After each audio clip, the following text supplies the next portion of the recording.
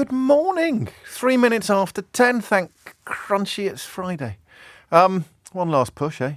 I find myself inevitably circling territory that we have explored together quite a lot over the years, although I wonder whether we've explored it as much as other sort of radio phone-in programmes historically, because I don't generally spend any time at all inviting you to get very angry and frightened about foreigners. I don't talk about immigration perhaps as much as people who do spend a lot of time telling you to get very angry and frightened about foreigners do. It's a pointless exercise in one sense because, well, as we will see, immigration is a much more nuanced and largely positive phenomenon than almost all media coverage allows. And, of course, in the other sense, demonising it, turning it into something ugly, something to be rejected, causes the sort of scenes that we saw in Dublin last night, proving your patriotism as an Irishman by setting fire to Irish buses and attacking Irish police officers. That's great. Yeah, well done, lads. On you crack. It's just bonkers, though. I'm possibly using that word a bit too much, but possibly not enough, actually. It is utterly bonkers to step back even half a step from the political and media fray and reflect upon where we are. So the loudest voices in this country have been decrying immigration for as long as I can now remember. I've been doing this job, would you believe, for about 20 years now. It's weird, really. I still feel like the new boy. I still feel wet behind the ears, but 20 years. Every day is different. And I would say out of all of the issues we've discussed, all of the issues that we have covered, all of the stories that have unfolded, by some distance, the one that comes around again and again and again and again like a repeating curry is immigration. You know, breakthrough moments in the way I present the show were a consequence of immigration. Dealing with the nonsense about you're not being allowed to say what you want about immigration without being called a racist was a breakthrough moment for me. And yet nothing has changed at all, has it? Which is understandable if we had been governed by people who were comfortable with immigration and clear about its benefits. But we have been governed for 13 years by people who largely seem to believe that it's awful. We heard David Cameron pledge to bring it down into the tens of thousands. We heard Michael Gove and Boris Johnson and the rest of them insist that by voting to impose economic sanctions on ourselves and abolish our freedom of movement, we would reduce the number of people born elsewhere coming to these islands to work and to study. They told us that. And for many, many people, the deal, the bargain was irresistible. I don't care about being poorer and having fewer freedoms. There'll be fewer foreigners working in the NHS. I'm voting leave. Back to yesterday's story, aren't we, about cognitive function. But that was a defining moment, a defining platform of the last 13 years, kicking in, well, the last 7 years, kicking in 2016. And then, since then, the Tory party has essentially been a race, if you pardon the pun, to be most negative about immigration. Various people queuing up to insist that this cannot go on. Suella Braverman on social media overnight using a phrase that the racist far-right hooligans in Dublin were actually chanting upon the streets, chanting on O'Connell Street, enough is enough. Enough what is enough, you silly woman? Enough people like your parents? Is that enough? Is that too much, too little, just right? Because the focus upon small boats has been one of the stupidest things that we've seen in decades. I think about 3% of total numbers of incoming humans come via unsafe routes, come via routes such as the dinghies. And yet the political conversation for the last couple of years has been almost exclusively about small boats, conveniently overlooking the fact that they are a direct consequence of conservative government decisions to close down safe and legal routes. So we are in a state of almost unbelievable backwardsness. We're in the upside down. I mean, it is just surreal that the former Home Secretary, the recently sacked Home Secretary, who has been in charge of immigration policy into this country for most of the last 2 years, is on the front page of the most virulently anti-immigrant newspaper in the world, perhaps, the Daily Mail today, attacking the government that she only left last week. Suella leads Tory revolt on migration. Revolt against what? Revolt against the people who've been in power. You were the Home Secretary until last Tuesday. Or Monday. Or whenever it was. I owe you an apology, by the way. I'm afraid I missed a trick yesterday when I suggested that they might hold fire slightly on these figures because they still want the Tories to beat the Labour Party. But of course, I'd overlooked the fact that they might start a sort of, I don't think it's quite a leadership battle yet, but it might be a battle for the soul of the Tory party after the next electoral defeat.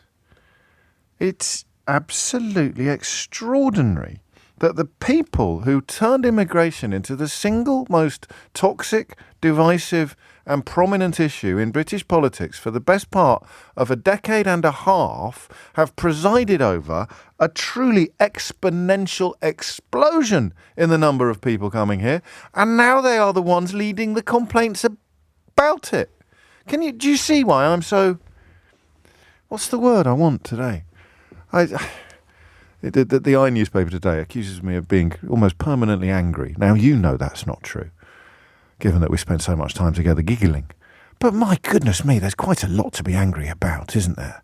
And today is a shining example of that. I'll say it again because sometimes I think we miss it. You know, that old thing I used to say about having your face so close to the screen that you can make out all the individual pixels, but you can't see the big picture. I realised after using that figure of speech for about 6 months that it was just a slightly clumsier version of saying that you can't see the wood for the trees. But sometimes I think we can't see the wood for the trees. So exactly the same people, that's the mad thing about it, exactly the same people in the Conservative Party who have spent the best part of a decade and a half dehumanising immigrants, even as they remind us that their own parents are from that category, dehumanising immigrants to the point where hardly anybody outside Scotland, a major politician outside Scotland and City Hall in London, ever really speaks up for the enormous contribution made to almost every level of our society by people who weren't actually born in it. The people who have turned it into the most toxic issue of our lifetime are the same people who've been in charge of the policies governing it, and are the same people who are now having a hissy fit and chucking their toys out of the pram and spitting their dummies and climbing the walls about the fact that the same people have presided over an exponential explosion in the number of people coming here that they have spent the best part of a decade and a half promising to exponentially reduce. It doesn't make sense, does it? But you know how this show works. It will do by 11 o'clock this morning. How can it make sense?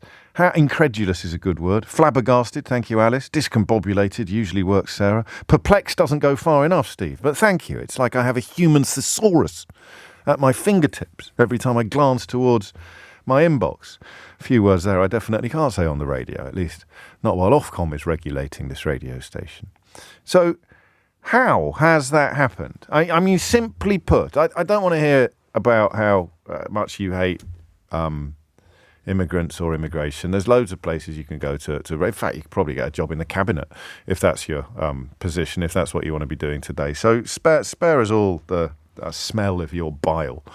What I want to talk about today is that simple mechanic that I've just described, that remarkable combination of undeniable circumstances, because none of that's opinion, right? You could argue that my view that immigration is hugely beneficial with some negatives, that's an opinion. I mean, I can back it up. But that's not where we're going today. We're staying away from opinion. Well, we're staying away from opinion within the parameters of what I want you to explain, because none of what I'm about to say is an opinion. We have been governed for the best part of a decade and a half by people who keep describing immigration as a bad thing that must be reduced. We have spent the best part of a decade and a half enthralled to politicians and their friends in the media who are absolutely adamant that immigration is largely a bad thing and therefore must be reduced enormously, down to, for example, fewer than 100,000. We have spent the best part of a decade and a half having political discourse almost defined by the rancid bile of a Nigel Farage seeping like so much pus, seeking into the very soul of the Conservative and Unionist Party. So it has defined government, not opposition. It has defined government.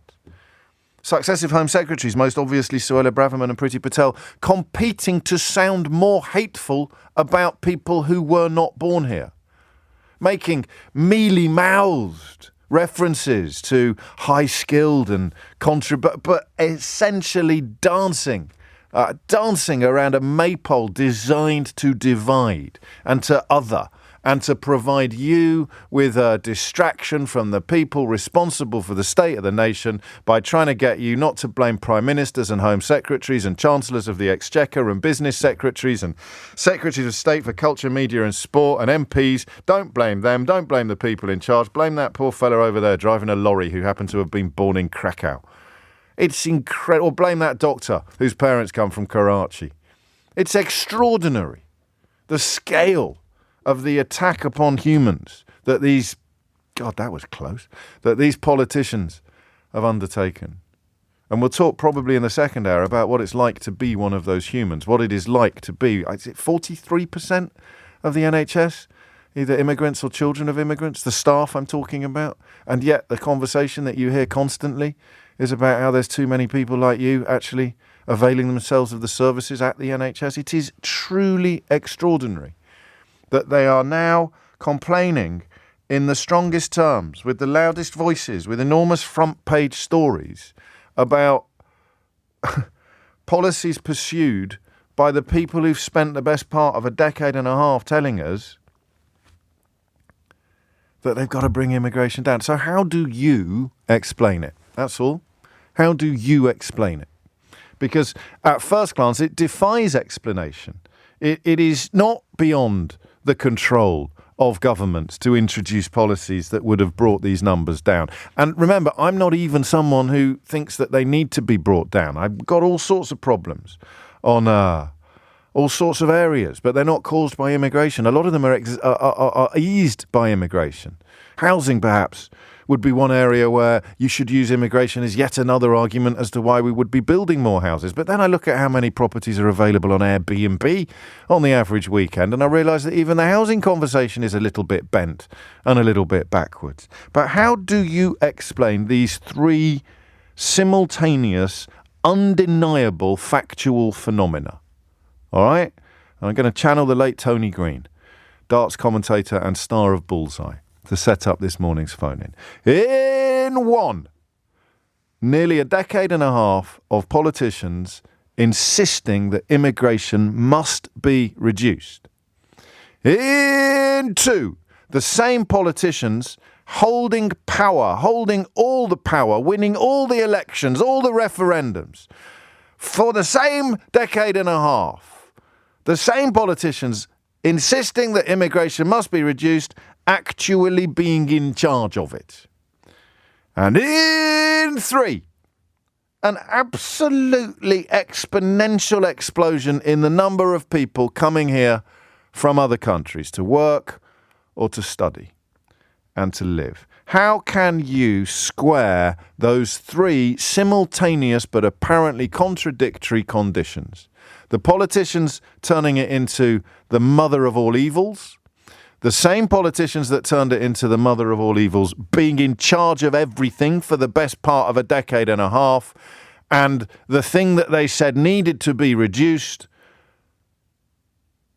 growing at a rate that has never been seen before. That is objectively extraordinary, but it has happened in plain sight and under our noses. And now the people who were actually in charge of the policy but are no longer in senior positions are attacking the people who are still in charge of the policy and are still in senior positions. People who until last week were their colleagues. It is... I've started with bonkers and I'm ending with bonkers. It's absolutely bonkers. So, how do you account for it? Explain it to me. Explain to me the simultaneous unfolding of those three distinct but contradictory phenomena. Politicians turning it into a huge issue, while simultaneously insisting that it needed to be reduced. Those same politicians being in power, because it would be an effective opposition tactic to deploy, because it would involve attacking the current government for ... too many foreigners. But they've been in power for 13 years and they've presided over an exponential explosion in immigration. How can those three things have happened in the same country at the same time with the same governments? 03456060973. I've got ideas, but I actually want to hear yours today. So hit the numbers now. You will get through. 10:22 is the time. You're listening to James O'Brien on LBC. I just killed off Tony Green. That's not a great start to the day. I'm delighted to tell you that the darts legend Tony Green is still with us. I think that this texter put it best. Did you just refer to Tony Green as the late, great Tony Green, James? Happily, I think he's still super smashing great, but not late. If you know, you know. And of course, comedian being quoted there, Jim Bowen, the former presenter of Paul's Eye. Sadly, we did lose a few years ago, but Tony Green's still going strong, I think, at the grand old age of 83. But don't let that distract you from the question that we're asking today. I want you, regardless of what you feel about immigration, and I'm not in the first instance asking what you feel about immigration, but how have you ended up in a country? Let's suppose that you've fallen for the toxic, divisive rhetoric. You really do believe that the reason why your life hasn't gone in the way that you'd want it to is because of all the Asian shopkeepers and Polish shop drivers and African doctors and whatever it may be. How have you ended up in a country where the people in charge for 13 years have been telling you how awful it is and how much it must be reduced, while actually presiding over circumstances in which it's gone up at a rate that we have never seen before? Numbers that, compared even to pre-Brexit numbers, and remember how many people thought Brexit was designed to reduce immigration, the numbers now are knocking it into a cocked hat. I just want to know how you think that has happened. Peter is in Rotherham. Peter, what would you like to say? James, nice to speak to you. Likewise. Right, okay, I've got a few kites to fly here, but I think my overall issue is that the current government feel that they have a right to govern, okay? Yeah. And I've tried, my politics are centre-left. Okay. Right, okay. But what I try to do when I'm debating politics with friends is to split competence and integrity from ideology. Yeah. All right. So I'm never going to be a right-wing person. However, I can respect people with right-wing views if they have high levels of competence and ideology. Right, yes. And integrity, I beg your pardon. No. Now, but if we're faced with an arrogant government that feel that they have effectively a God-given right to govern, yes, they feel that they are the only people that can put the situation that they haven't inherited, that they need to be responsible for, but they're the only people that can put it right. And I can give you several examples of it. Well, you don't have to. I beg your pardon, but Richie Sunak... Well, no, I beg your pardon. I just want to steer you towards the question that we're asking about those three conditions. Okay, so because there's a lot of people listening and they want to contribute, so you just have to crack on a bit. Well, it doesn't make... I think my answer is it doesn't bear scrutiny. When we've got a Prime Minister saying that he is the person for change, and we've got the former Home Secretary who is complaining about the level of immigration, rightly or wrongly, whatever your views are. But how has it happened? I mean, the sense of entitlement has been... I know, that's the question. How has it happened on their watch? Okay, James, okay. One of your big issues, of course, is Brexit. Now, if we are effectively removing the right for the freedom of workers within the European Union, we need to replace those workers from elsewhere. But it's double what it was, triple what it was when we were in the European Union. I completely, James. What? You're making it sound like you want an explanation. I'm trying to say that bloody do want an explanation. James, I'm trying to say that they are wrong. They are wrong. Well, I don't need any help with that, Peter, do I? I mean, I just did a 20-minute monologue, mate, and you're sort of providing me with a rehearsal of the greatest bits. How has it happened? How has it happened? Well, I do believe it. Go on. If you want a specific answer to that specific question, I think it's because we have stopped European Union workers coming in. There you go. That's your answer. Well, it's not, though. It's possibly part of the answer. And then also, all of the people who wanted to stop the European Union workers coming in, what the hell did they think was going to happen? And the people who promised that stopping the European Union workers coming in would reduce immigration in general, would reduce net immigration totals, have been they haven't just been proved wrong, they've presided over the opposite. So I need more. Peter. I need more. Number 5 is alive. I need more input. Andy's in Lee. Andy, what would you like to say? Hi, James. So coming at it from a possible overly cynical point of view, I do wonder whether the intention has ever been to solve the supposed problem that they're saying. So we've seen recently that the promise to tackle immigration has been a vote winner. Yeah. If it's tackled and the problem is solved and we get numbers down to what they're targeting, what then next? What then do the Tories then blame all of society's ills on? This isn't cynical. I mean, it's quite simplistic, but that doesn't mean it's not true. You are talking about politicians who have promised to bring down immigration and then done the opposite. So either they have absolutely no control over what's happening and they've been as blindsided as their supporters have, or they were deliberately misleading their supporters when they promised to bring down immigration while simultaneously knowing that it was necessary and in fact good for Britain, but they'd alienate their supporters by saying that. So they say the precise opposite in public to what they know and believe in private. Absolutely. That's just terrifying. I mean, the numbers from yesterday, I would say probably did blindside them somewhat. I don't think they were hoping for it to explode in the way that it has over the last few years, but coming up to a general election next year, what are they going to be speaking about? It's going to be, we're going to tackle immigration. Labour aren't going to tackle immigration. We're going to be doing it. You've had 13 years to do it. No, absolutely. But, it does win votes, doesn't it? We've seen Brexit to Boris Johnson's election, Is it indefinite? Do we ever run out of road for sort of racist or jingoistic lies? Or are they just the coolest of Kool-Aids? No one will ever tire of guzzling. I suppose Farage is quite a good example, guzzling ostrich anuses now in the jungle, but the Kool-Aid he serves up, some people can never have too much of it. They can be swimming in it and still thinking, give me more Kool-Aid, never mind the facts, feed my furious feelings. Exactly. If we run out of this Kool-Aid, what's the next flavour? Do we move on to benefit scroungers or whatever they want to label them as? We've seen that this week. Disabled people in long-term sickness benefits, they're coming under attack. But I mean that is, I suppose, proof that the tactics are well established. But how do you deal with it as a voter, as someone who believed it, someone who swallowed the Kool-Aid?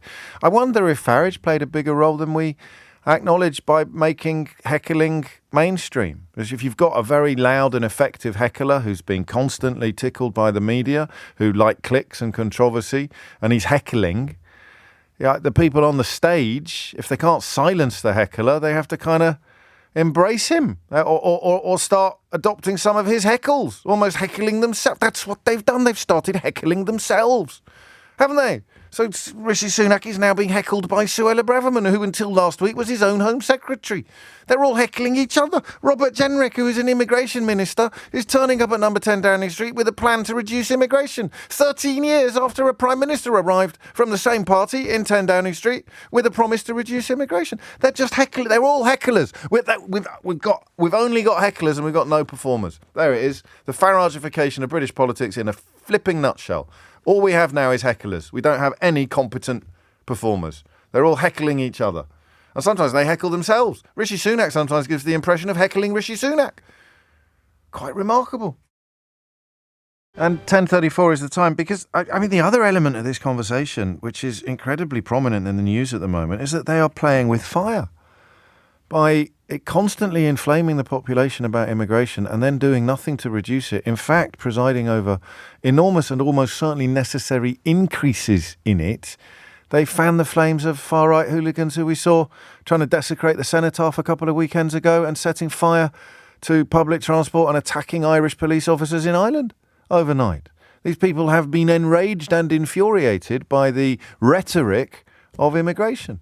So if somebody who happens to have been born somewhere else commits a terrible crime before being restrained and contained by someone who also happened to have been born somewhere else, it's proof of some nonsense in the minds of these idiots that is fanned and amplified by people like Suella Braverman, using the same language, saying enough is enough.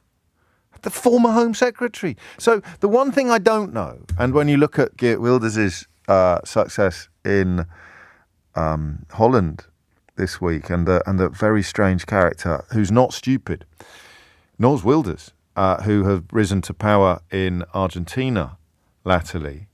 You look at this scenario, you look at these scenarios, and you know that history has got far-right leaders who deliberately inflame and then harness violence and hooliganism.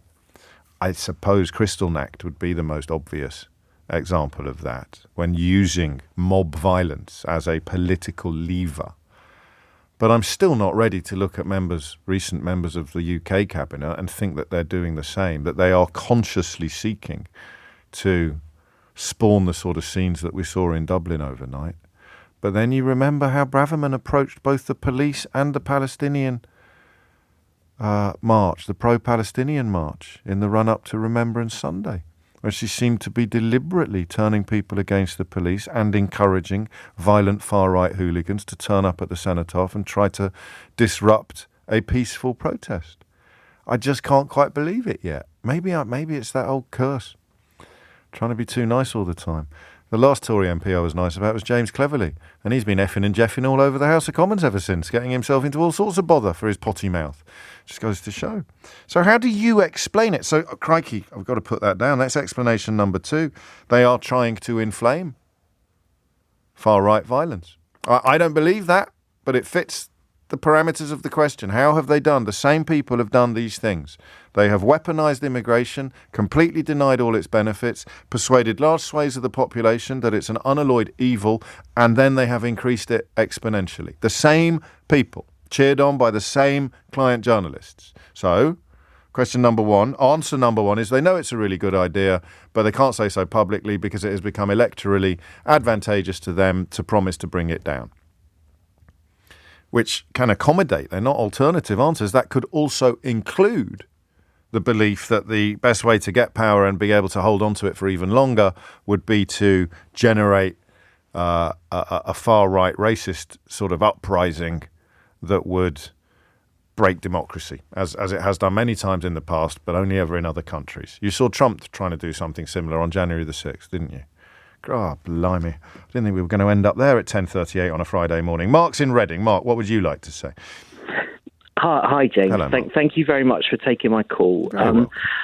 I think, well, there's 2 reasons that I can think of. There's probably more, but I think the first one is, in the short term, immigration is a great excuse for all the things that aren't working while you're in government. You can point to too many immigrants being the reason that, you can't get a doctor's appointment, you can't get a council house if you need one, you can't get the job that you think otherwise you'd waltz into.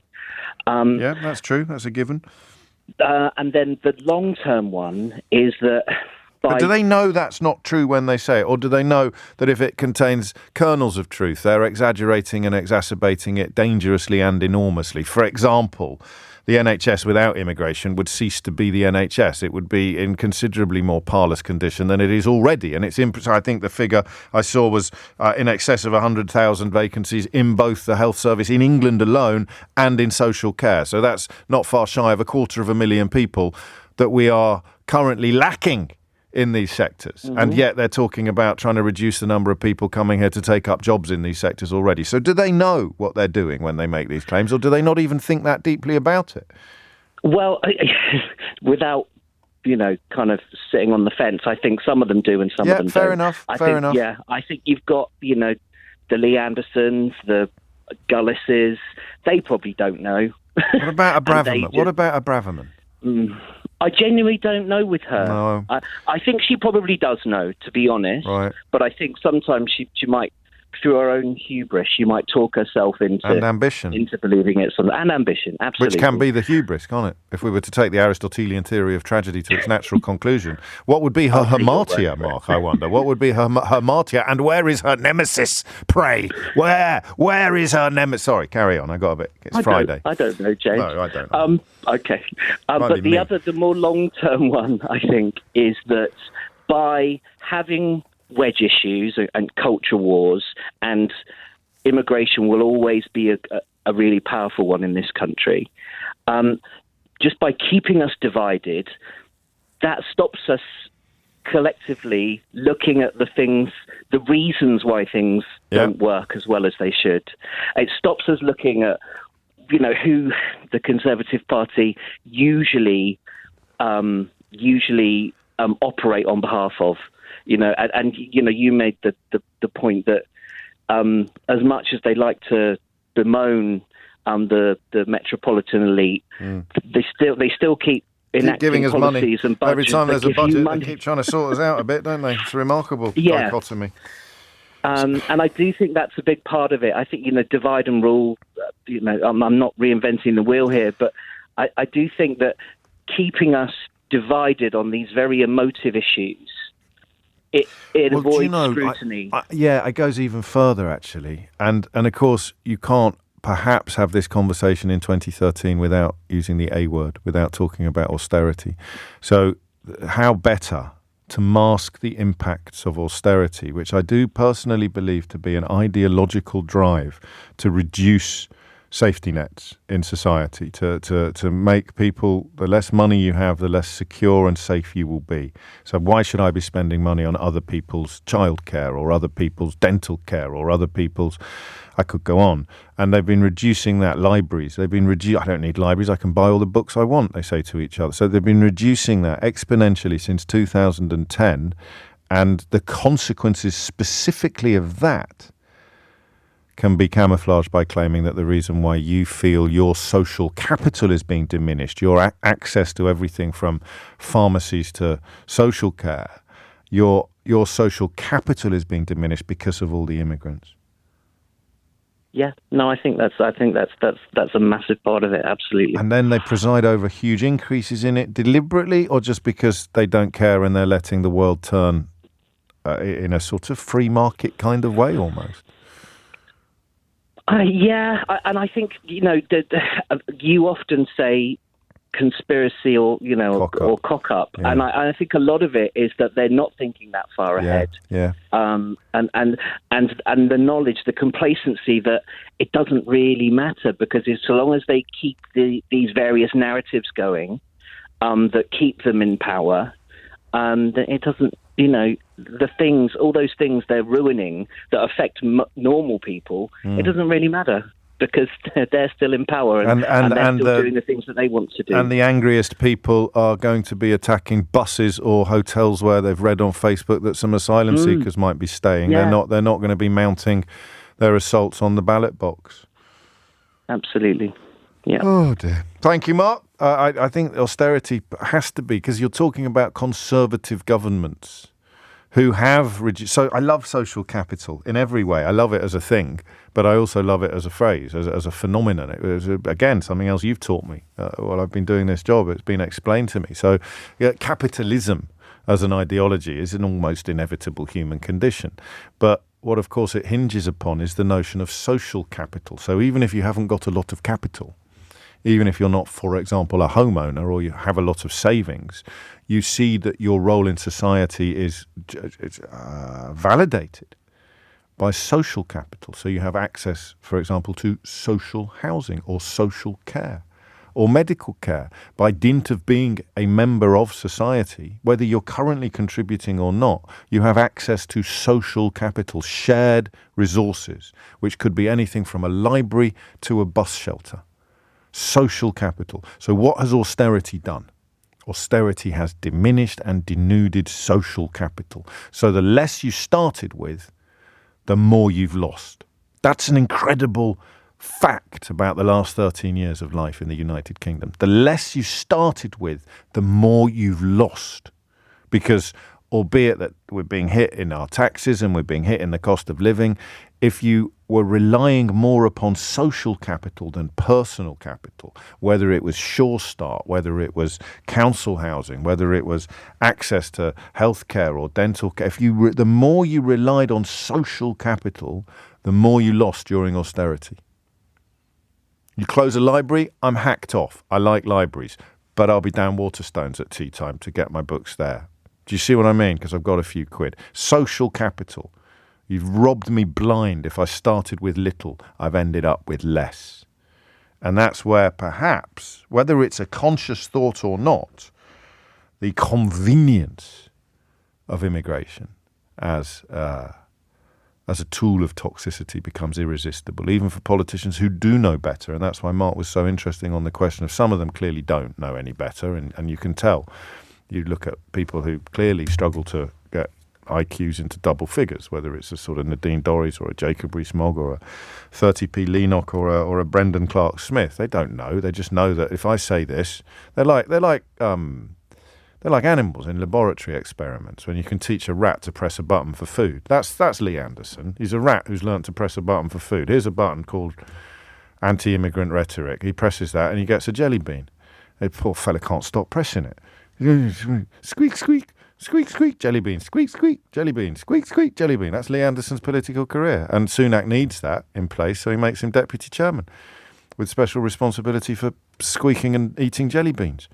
So, but the other one, Sunak must know. What does Sunak think when he looks at these numbers?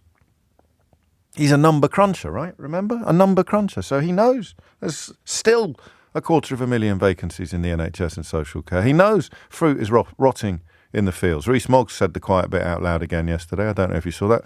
Why do we need fruit pickers? We can get all our fruit from overseas. Which will come as something of a shock to all the farmers that voted for Brexit at the invitation of people like Rees-Mogg, that penny farthing in human form. So what does Sunak, that's a good question, what does Sunak think of it all? He's a number cruncher. He knows that if you if you significantly reduce immigration, in the current climate, it will be coming from three very distinct and obvious places. You will either be reducing the number of foreign students coming here, paying large sums of money to study, upon which our institutions and universities have now come to rely, or you will be reducing the number of people coming here to work in healthcare, social care, other so-called exempted constituencies, but mostly, let's say, NHS and social care. And then the third group you will have to reduce is highly skilled workers in other sectors. So there are only three bits of the pie that you can remove or reduce. Foreign students who are subsidising our universities now, migrant workers who are holding up the NHS and social care, despite the fact that both sectors are still in desperate need of more bodies, or the ones they claim they want, which is the high-skilled workers in other sectors. Something truly hilarious about hearing people like Robert Jenrick talk about highly skilled workers. Good Lord, that is the definition of irony, isn't it? What's that you want there? Honest Bob? Highly skilled work. You wouldn't know a highly skilled worker if it sat on your head, you ridiculous lump. And you've certainly never seen one in a mirror. Highly skilled workers from some of the most lowly skilled politicians we've ever had the misfortune of having to endure. But Sunak understands that. So Sunak sits there saying to himself, well, which one are we going to take? We're going to have fewer students, which will put enormous financial pressure on our universities. Are we going to actually have even fewer workers in the NHS and social care, which are already about 250,000 shy of optimum staffing levels? Or are we actually going to reduce the number of the highly skilled workers in other sectors that we said we really wanted and needed when we were persuading people to abolish their own freedom of movement during Brexit? That's it there, right. The last 2 minutes, right there. That's the question. That's where it is. And that's about Rishi Sunak.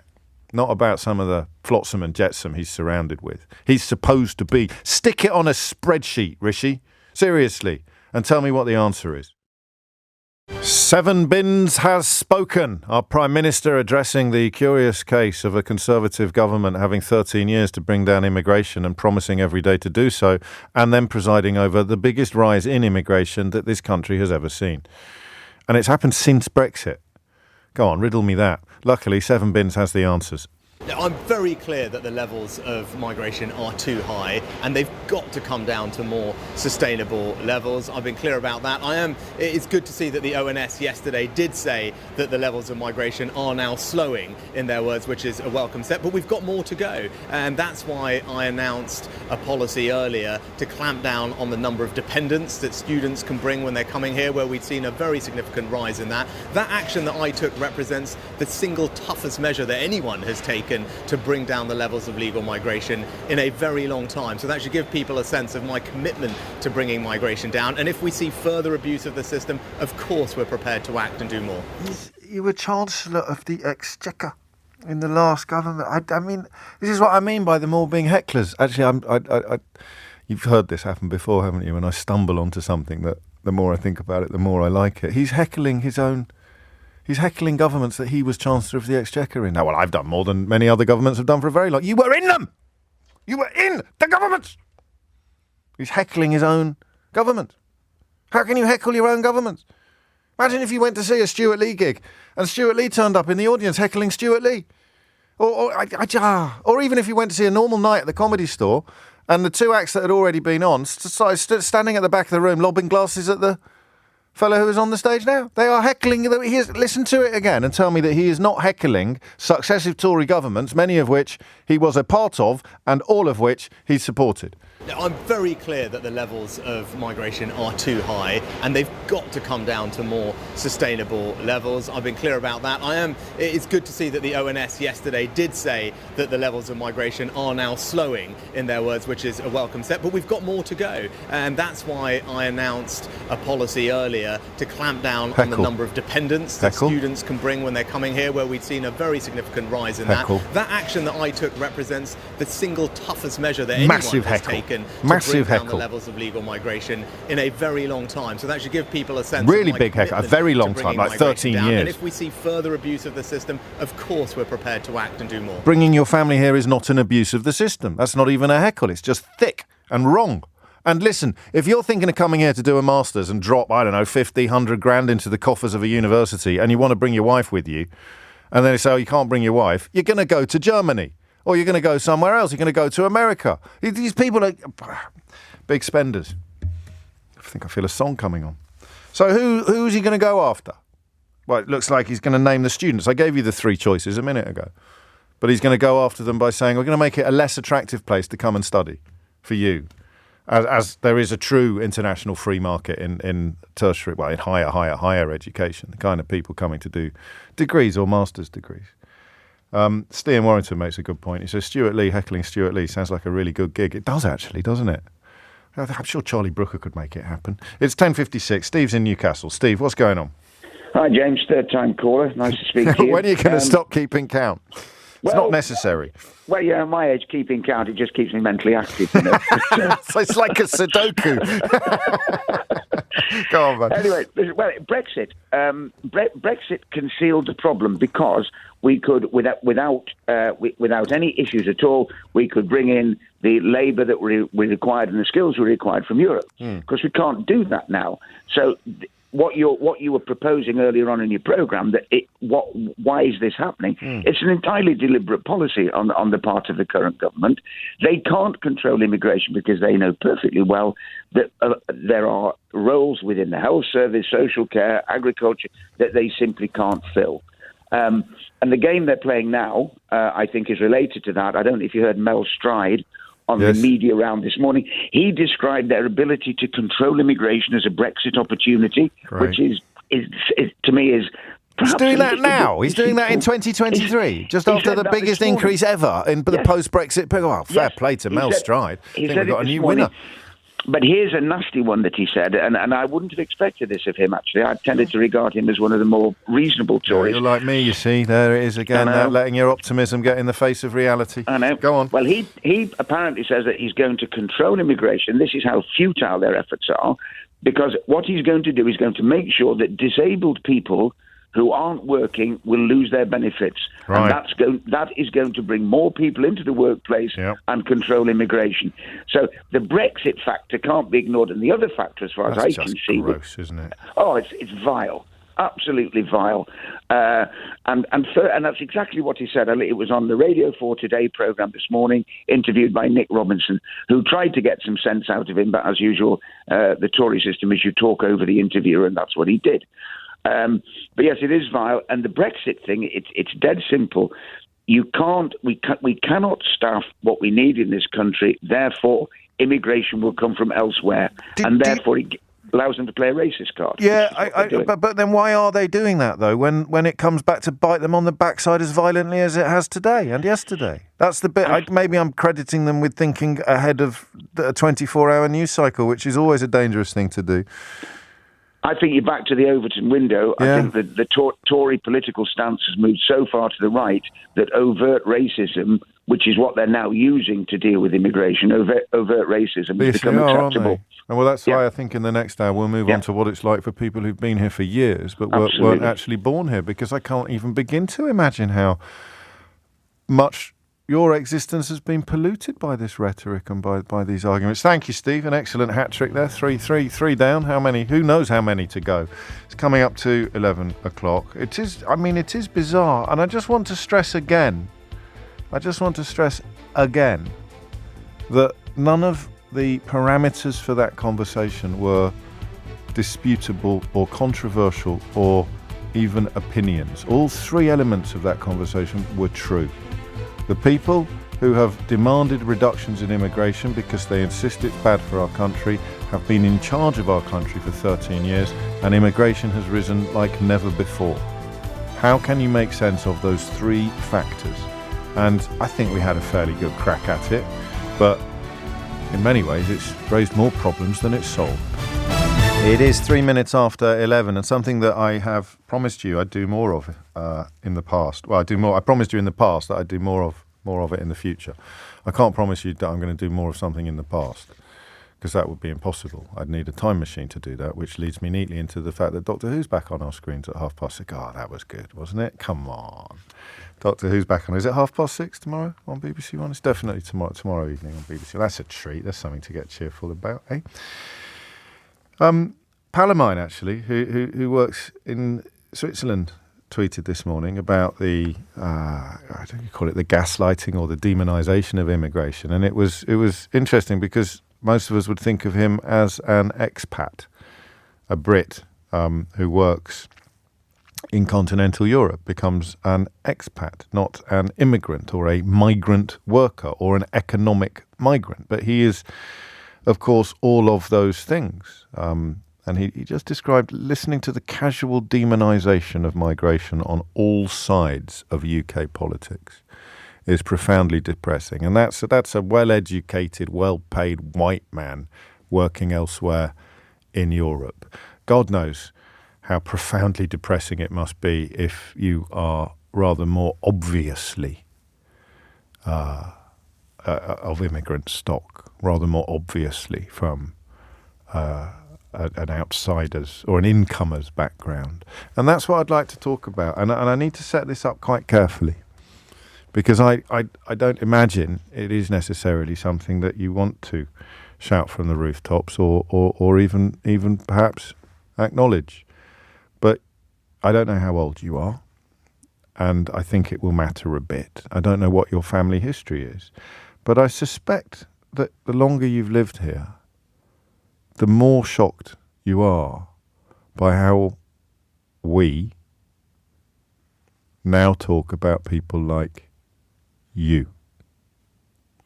Do you feel that distinction? Because I look at politicians like Braverman and Patel and Cleverly, and even Dominic Raab, who's the son of a Czech refugee, and they obviously don't think that these conversations are about their families.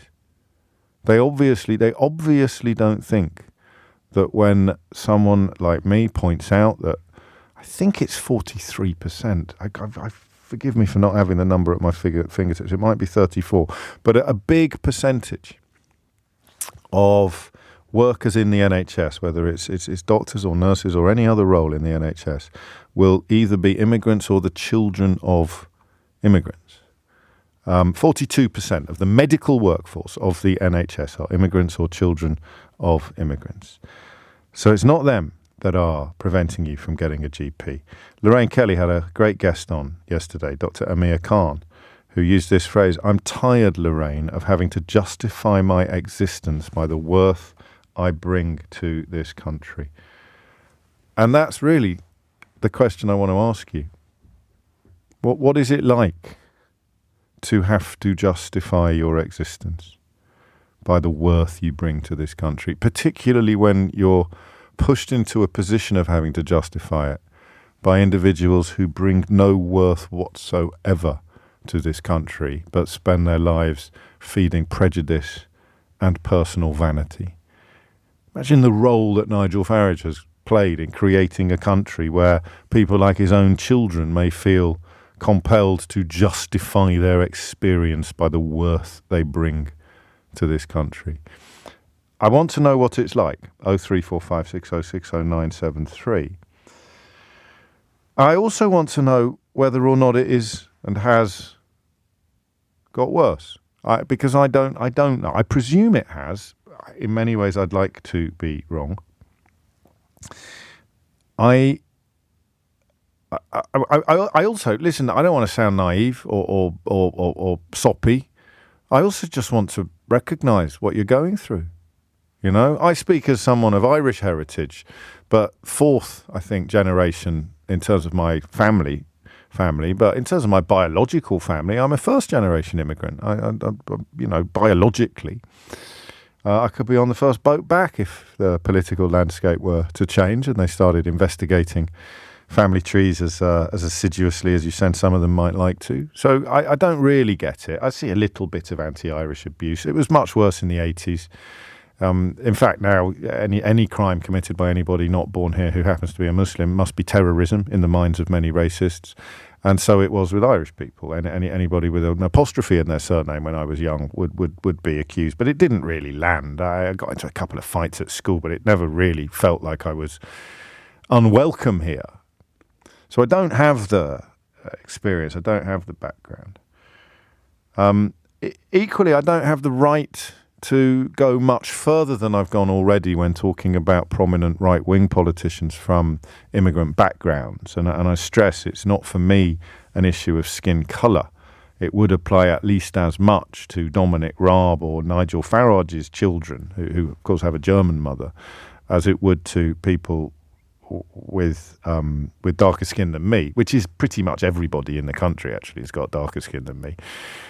If gammon were a reference to complexion, I would be quite close to being the king of the gammon.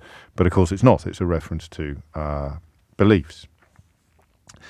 So I want to know what that's like. I want to know what it's like. I think Dr. Khan has put it quite poignantly.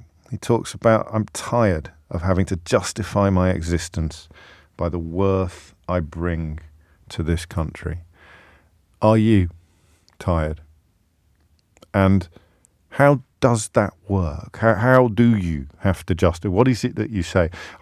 You've caught me perhaps on occasion bridling a bit when people ring in to describe their difficult financial situations. And we've built up, I think, enough trust over the years between each other, between you and me, that we do share stuff that sometimes we might be a little bit surprised to find ourselves sharing on the national radio. I know I do, and I know you do as well.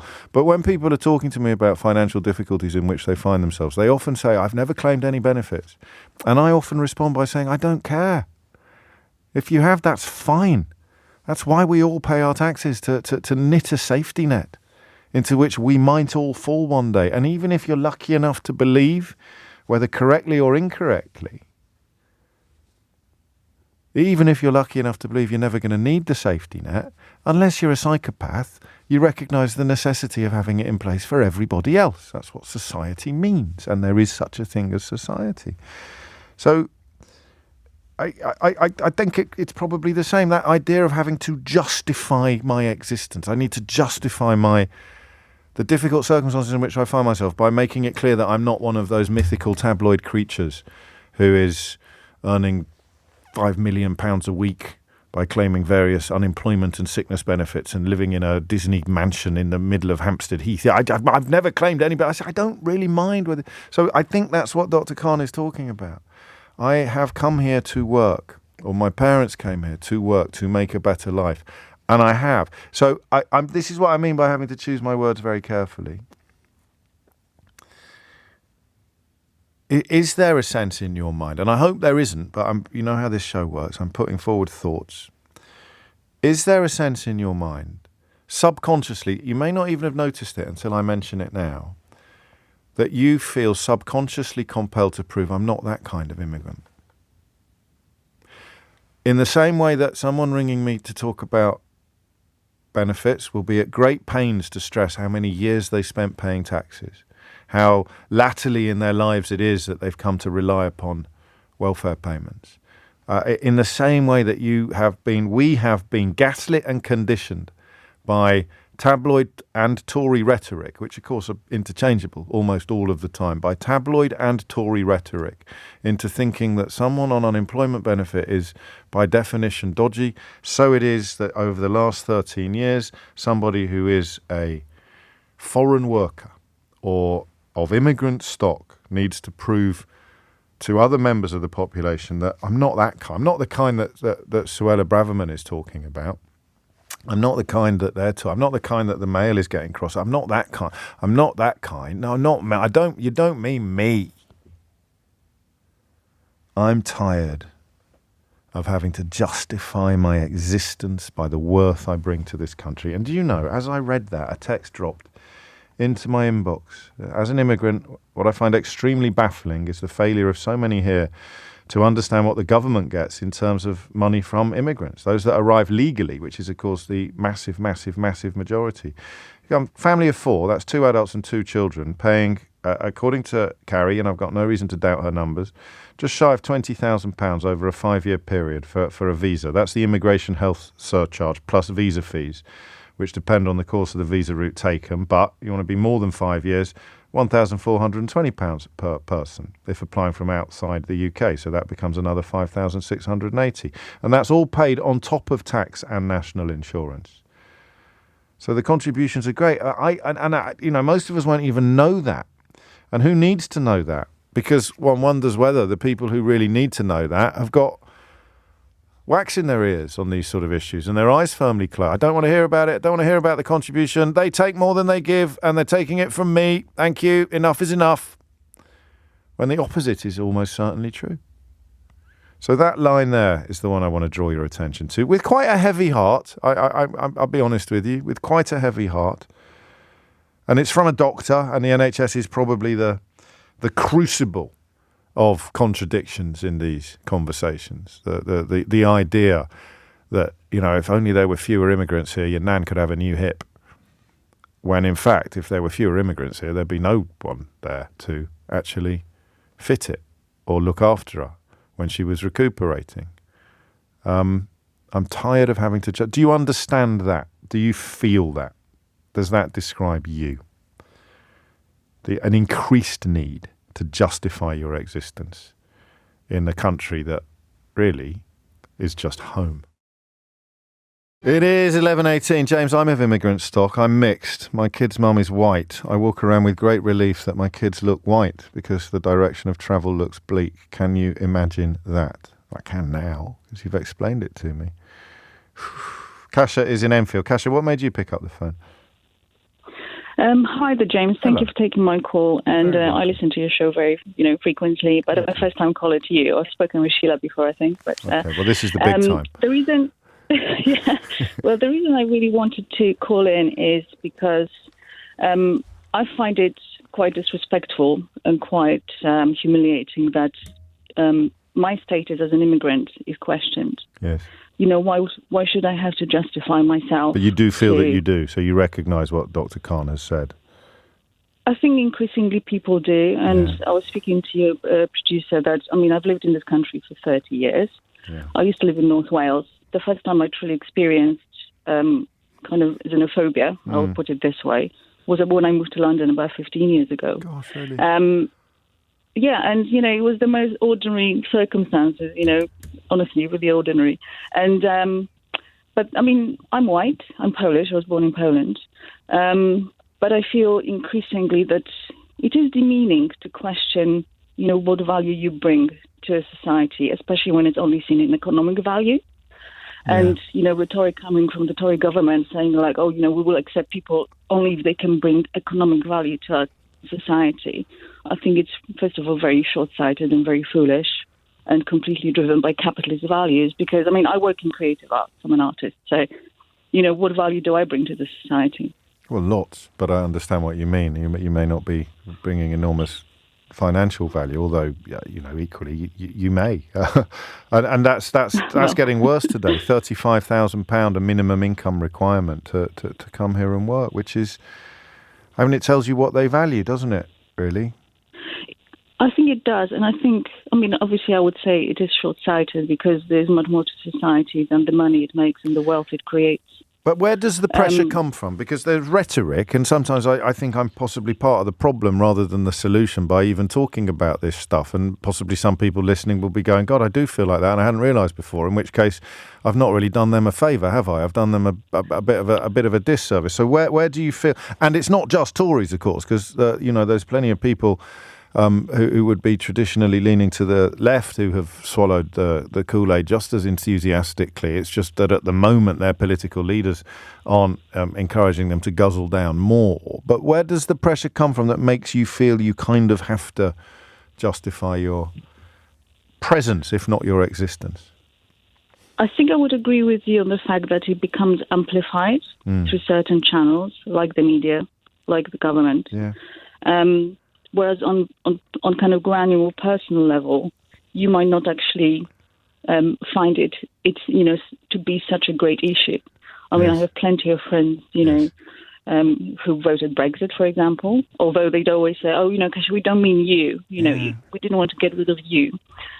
But on a kind of personal level, lots of us live to people that dress differently, maybe of different faiths, and we're still good neighbours. We're still friends with people from other nationalities, other walks of life, other colours of skin, for goodness sake. Yes. So I think on personal level, it is not so amplified. It is only when people start, in a sense, maybe organising themselves and becoming tribal, that they start listening to the right, they end up in their own vacuum chamber, in a sense, where they're listening to people that think the same. And politicians are now encouraging that. So I'm interested in where we would put the pivot points in your 30 years here. Brexit's obviously one. You've already mentioned that. Was that? There might have been a hope things would get better after that because, all right, you got what you wanted. You're controlling your borders now, so you can get off my case. But the opposite has happened. I would put it maybe down to who benefits within the society.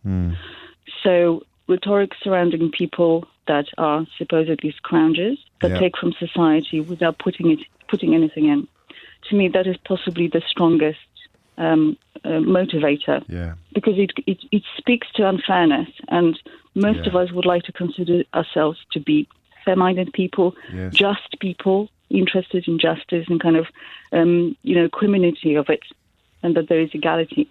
Also, so there's no shame. There's no shame in wanting more fairness. So, some people might be clutching at straws a bit. It's righteousness. Yeah, they can convince themselves that they're on the right side, rather than if they're simply saying, I don't like foreigners, then there will be some shame. Because we're seeking justice. Yes, of course. That's brilliant. Because we're seeking, so I think it is to do with social justice.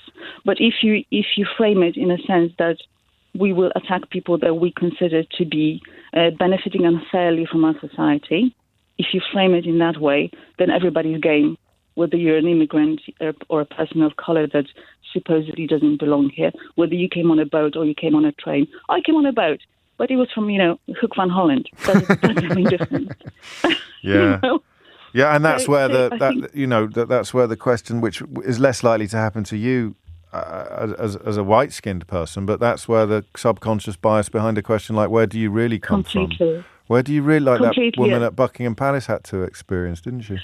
Yes, I think that was a really sorry event, and I do think that Lady Hussey didn't actually mean. No, I agree. How She wasn't. But she certainly wasn't trying to be framed. offensive. No.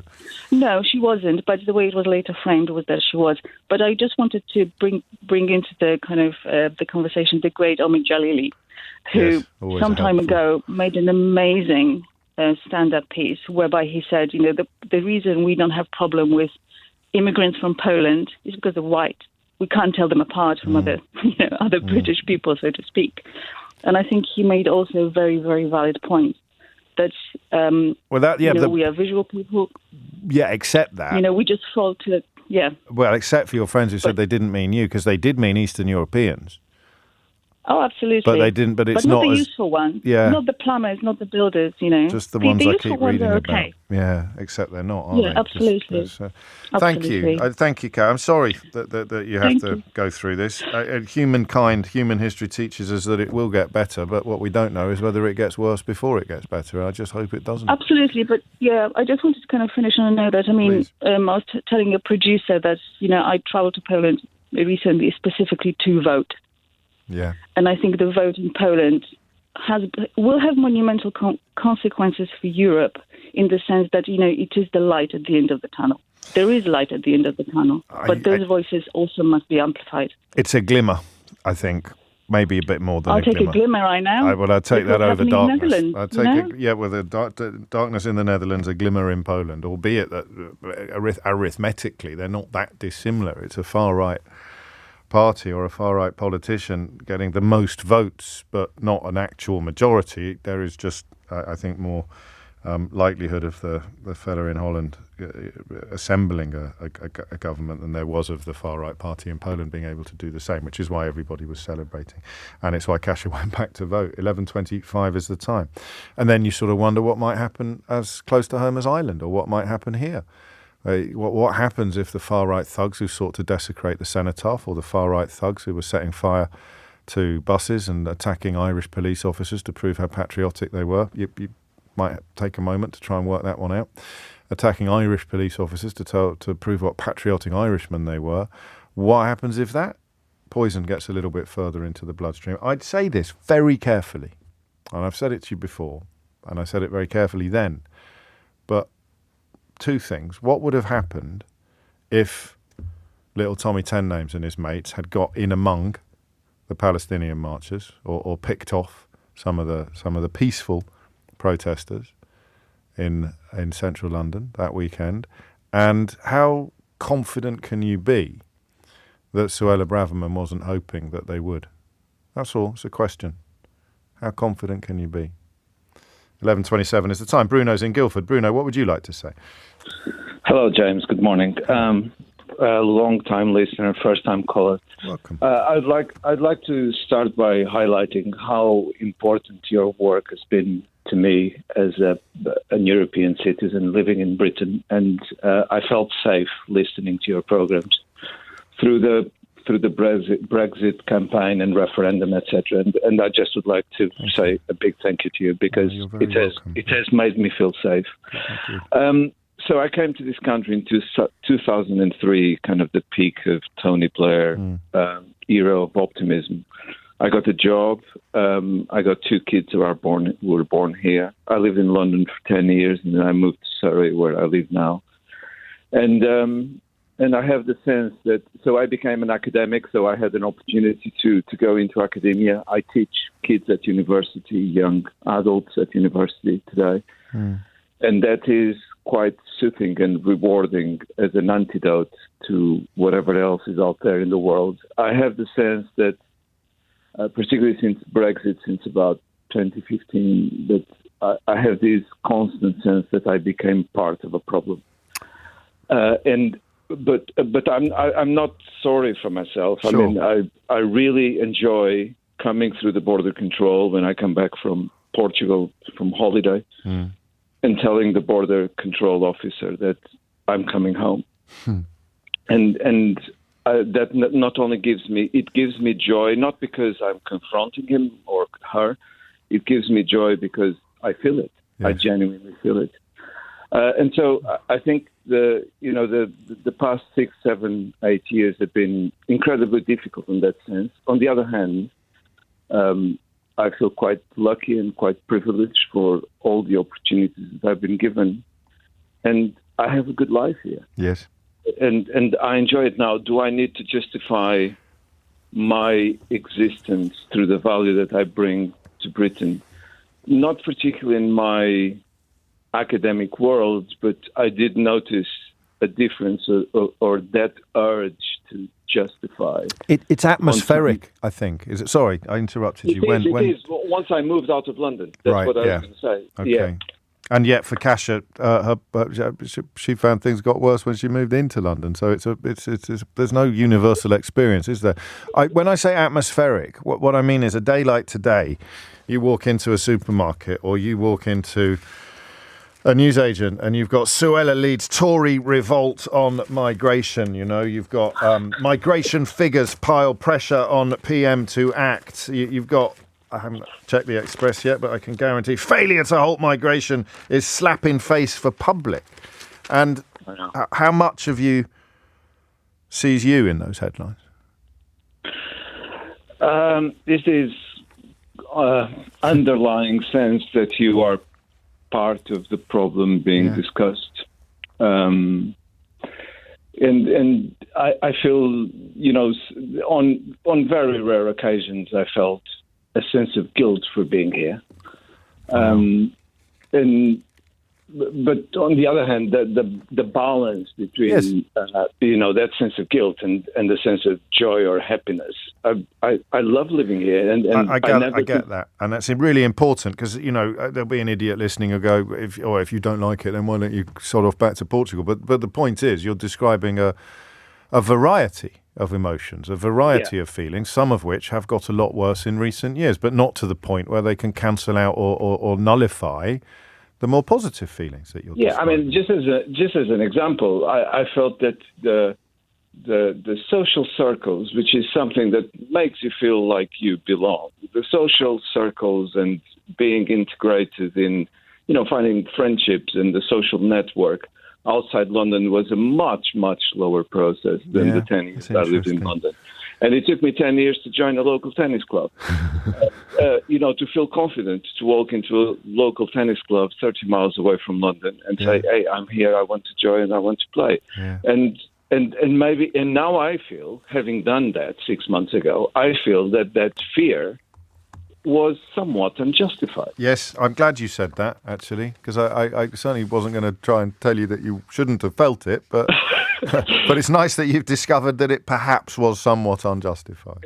So, exactly. So it gave me a sense of, ongoing insecurity that comes and goes. Because everyone in the tennis club is walking past the same front pages without thinking, crikey, that's kind of me. And so that creates the atmosphere in which you might feel that other people are thinking things that they might probably not be feeling. But the evidence that politicians and high circulation newspaper editors want people to feel like that is absolutely irresistible, which leads us back to the 10 o'clock question this morning, which was why then have they done the polar opposite of what they've persuaded people that they want? Bruno, thank you. I'm a little late for the news, but that's a compliment to how hard I was hanging on to your every word.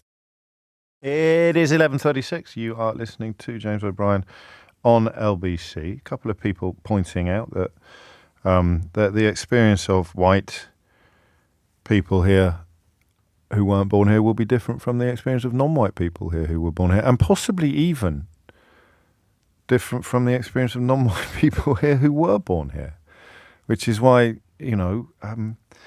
forgive me, I nearly said why racism isn't a black and white issue, but I think that would have been a little, almost a badum-tish. But I just wanted to put that out there because it is perhaps pertinent to some of the conversations that we're having. And the doctor who inspired this conversation, a guest on Lorraine Kelly's excellent programme yesterday, one of the finest broadcasters this country's ever produced, Lorraine Kelly. But because she's on daytime television, people often don't appreciate just how brilliant she is. I do.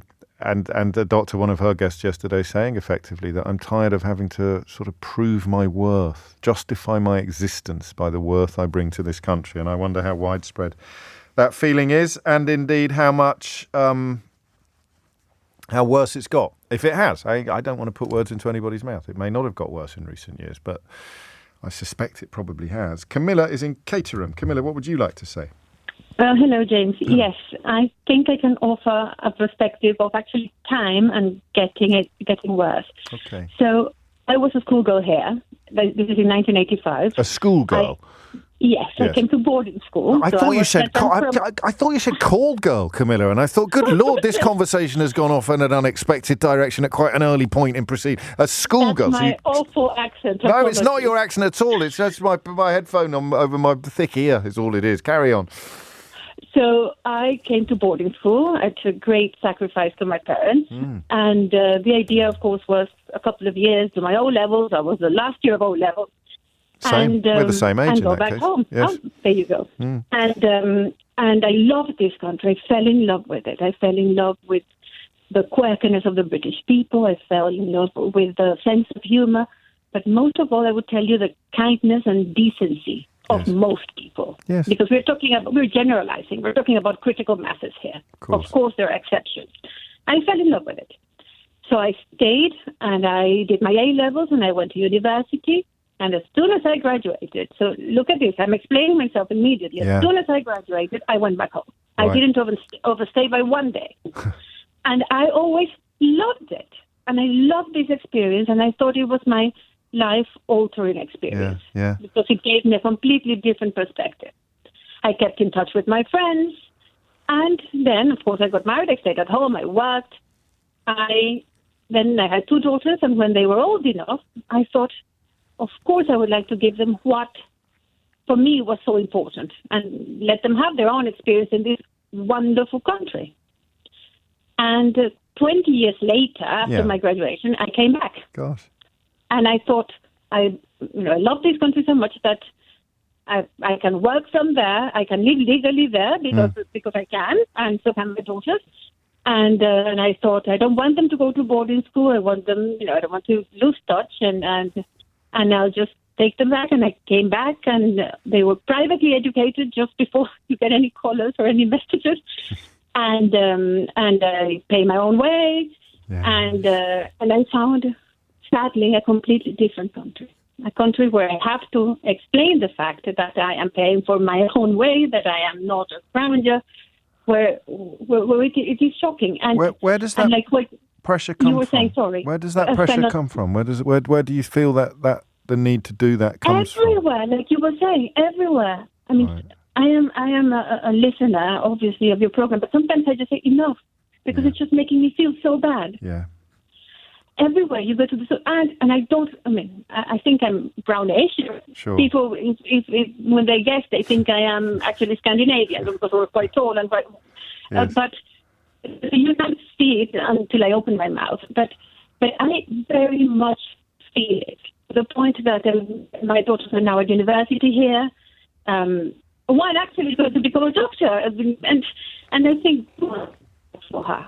I mean, is this a kind of country where I want them because to you think live? of them as well. I think when I try and imagine what it's like in your shoes, I sometimes stumble into helpful things, and I can't imagine what it's like to walk past a newsstand on a day like today and see the words in 4-inch high letters, and the almost unavoidable sense that although people might say to you, "Oh, we don't mean you," which I have been told by my friends, by my lovely uni friends, we don't mean you. We don't mean you. And I just think, yes, of course you do, but I just don't want to be rude. Well, and another thing is that I just maybe actually in your idiot's corner, because maybe I just don't get it. Highly unlikely, Camilla, but carry on. I really do not understand what is, how. Okay, this is how I see it, and please, I am not enamored with my theories. I want to be proven wrong and learn. So, I think that the only reason why this is an everyday hot topic is because it gets the politicians' votes. So my concern is why? Why have we come to a point that this gets votes? That there is a critical mass that believe that foreigners are bad for this country. A country where, and I live in a small, leafy, historic town where not much happens, and the social life is the local Costa or Greg's. Right. And believe me, James, every week they have to close early because they are understaffed. So I really don't understand it. Please explain it to me. I tried in the first hour. I think you might have missed the first hour today, Camilla. You were probably too busy buying steak bakes down at Greg's. But we tried, and I think you're right. I certainly don't think you're heading towards Idiot's Corner anytime soon. There is an opportunism to it, an opportunism to claiming that it needs to be brought down while privately accepting that it needs to be high. It needs to stay high, and they've got themselves partly by allowing people like Farage into the public space, into polite society. They've got themselves into a right old mess, where the people who have been persuaded it needs to be reduced you have to keep feeding them, you have to keep shoveling coal into their bellies, and yet. But I don't understand how they do. Sorry to interrupt. How they do not see what is happening around them. That businesses are closing and going bust because they do not have workers. I mean, you can tell me something, but hopefully, and I do. I'm sorry. I work in education, and I do think there's a huge problem in this country with education. Yes, there is, and it's only going to get worse.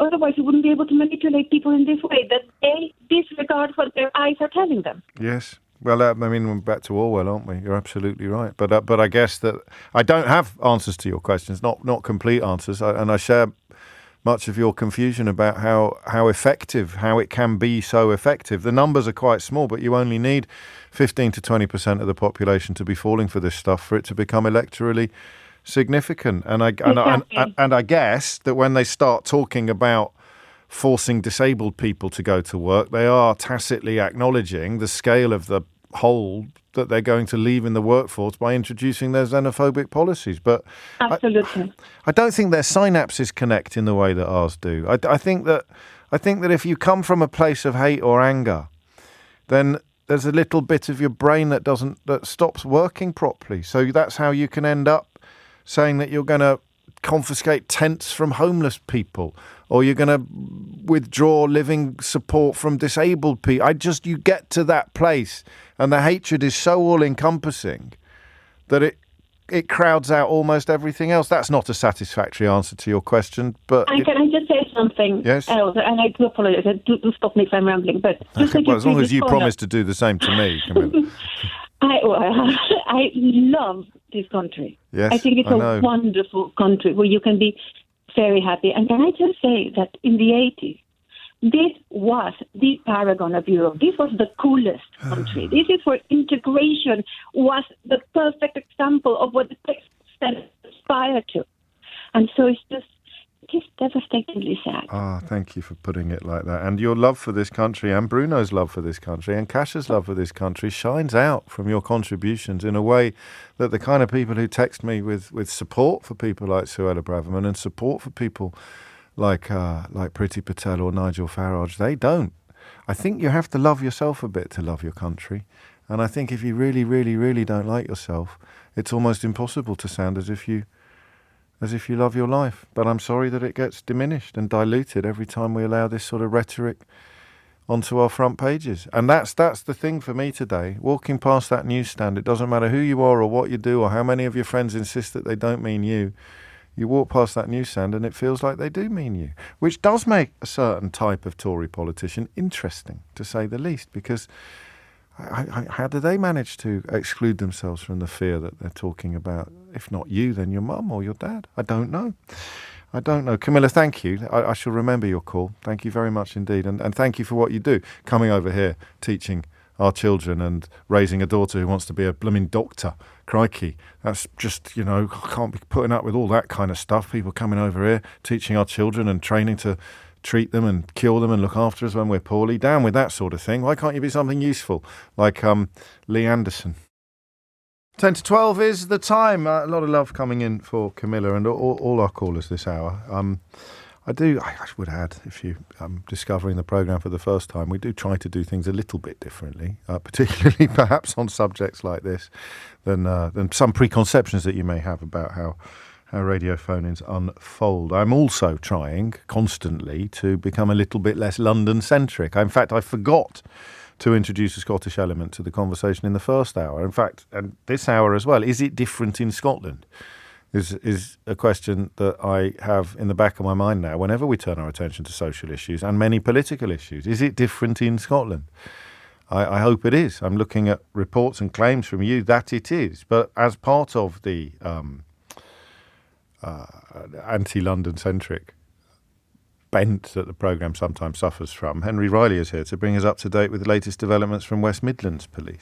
So they've gone into special measures. That's 5 forces in that the country That is 5 now? forces. So West Midlands joins the Metropolitan Police. I'll tell you what, if you'd been Home Secretary until relatively recently, you'd be really hiding out at the moment, wouldn't you, and not sticking your head above the parapet complaining about everything else that you also had control over for the best part of the last 2 years. Sorry, Henry. No, you may well be right. Devon and Cornwall Police, another one of those forces, Staffordshire and Wiltshire Police. Interesting to note as well, James, actually 2 other forces were recently in special measures as well. Cleveland Police only came out in September 2023, and last year Greater Manchester Police. And the reason West Midlands Police is so important, James, is it's the second largest police force in the country. It covers 348 square miles. It's a huge area. A population of 3 million people is who they cover. They describe it, His Majesty's Inspectorate of Constabulary. They are the police watchdog, effectively, who will decide who goes into this enhanced monitoring, also known as special measures. So they have 2 essentially tools up their armoury. Firstly, it's to scan, which basically means they are constantly monitoring all the police forces at all times to see if any of them are struggling with certain areas. If they scan and they find something wrong, which they have in this case, they then engage. And what they've done in this situation is given a list of improvements that West Midlands Police need to do. And there's some pretty serious improvements needed, James. One of the things they point out, that they don't carry out effective investigations that lead to satisfactory results for victims. Now, of course, that is very broad, but it is nonetheless a very strong statement. Managing the risk posed by online child abuse offenders effectively is another one of the charges. Effectively managing the risk posed to the public by registered sex offenders is another one. And very seriously as well, what is known as a MARAC, which is a sort of multi-agency risk assessment conference. That is where various organisations meet effectively to talk about people who are at high risk of domestic abuse, working essentially to keep vulnerable people safe. They say that huge improvements are needed in that area as well. So what has gone wrong, James? I've been speaking with Rich Cook, who is the chair of the West Midlands Police Federation. Interestingly, the Chief Constable has put out a statement today, the head of the force. One of the things that he cites, he's very disappointed that it's gone into special measures, and says they've got a backdrop. They have 1,000 fewer officers than they did back in 2010. When the current Foreign Secretary became Prime Minister. Yes, that's right. Yes, 2000. Yes, that's quite right. And then the Police and Crime Commissioner, who's Labour, Simon Foster, he actually blames the government for a lot of this, saying its resources have been stripped. And I mentioned Rich Cook. When he spoke with me earlier, he agreed with that assessment. Oh, of course. Losing 2,000 officers in the last decade under austerity, closing stations, multiple stations, local bases in the heart of communities. We've still got 30 stations earmarked for closure. Losing that infrastructure, losing that experience has a massive impact. And then to sort of think that you can wave a magic wand, just suddenly recruit brand new officers and then everything's okay. It's cloud cuckoo land thinking. We need elected officials and governments to respect the history of policing, to conserve the policing infrastructure like our local stations, and conserve that experience. We're operating in a significantly challenging climate. There's no doubt about it, and officers feel the strain every day, and they have been for years on end. So frustration there from the chair of the West Midlands Police Federation, as you can hear, James. In terms of the Police and Crime Commissioner, he says that it's further damage inflicted on West Midlands Police and the people of the West Midlands by the government. I trust the government can appreciate the consequence of its own actions. They say reckless cuts to policing, even after the so-called Police Uplift programme, since, of course, which was introduced by Boris Johnson. He says it has not gone far enough. In terms of what happens next, James, well, it is going to be constantly monitored, as you would expect. The next report into West Midlands is expected in early 2024. It could be as early as February, March, I'm told. That is when we'll get more details as to whether they will stay in special measures. But, the Met has been in special measures for some time now, as has some of these other forces. It's not going to be an easy fix, and I sense it will go on for quite a bit of time. Yeah, it's almost as if rip thousands and thousands of officers, experienced officers, out of the heart of a police service, a national police service, then things will get worse. And if you then try to replace them with newly qualified officers with no experience whatsoever, things won't immediately return to how they were before. But what do we know? What do I know? And you're not even allowed to express an opinion. You're also too young, Henry. Am I? Yes. That's all. Well, just general? Yeah. Okay. No, you're too young to remember Right. the West Midlands Serious Crime Squad in the 80s and 90s, which had all sorts of problems. So there'll be a lot of legacy there for both members of the public in the West Midlands and probably even some people who are still in the police force, although not many. But it was when I was growing up, and I grew up in the West Midlands, and my dad was the Daily Telegraph's Midlands correspondent, and the Bridgewater 4, the Birmingham 6, wrongful convictions and proven corruption between about 74 and 89. Huge legacy for the West Midlands police, which a lot of people will be, like me, a lot of older people will be thinking of today. Henry Riley, thank you very much indeed. Back to this question of proving or feeling a change in the weather, an atmospheric change as someone not born here, living in a country where that seems to matter much more than it used to do. Eugenio is in Eindhoven in the Netherlands. That's an interesting place to call from today. What would you like to say, Eugenio? Hi, James. I just wanted to, first of all, yes, I live in Eindhoven, but I lived almost 20 years in London. Right. From 2000 to 2019. I still listen to you regularly when I can, when I have the time. Thank you.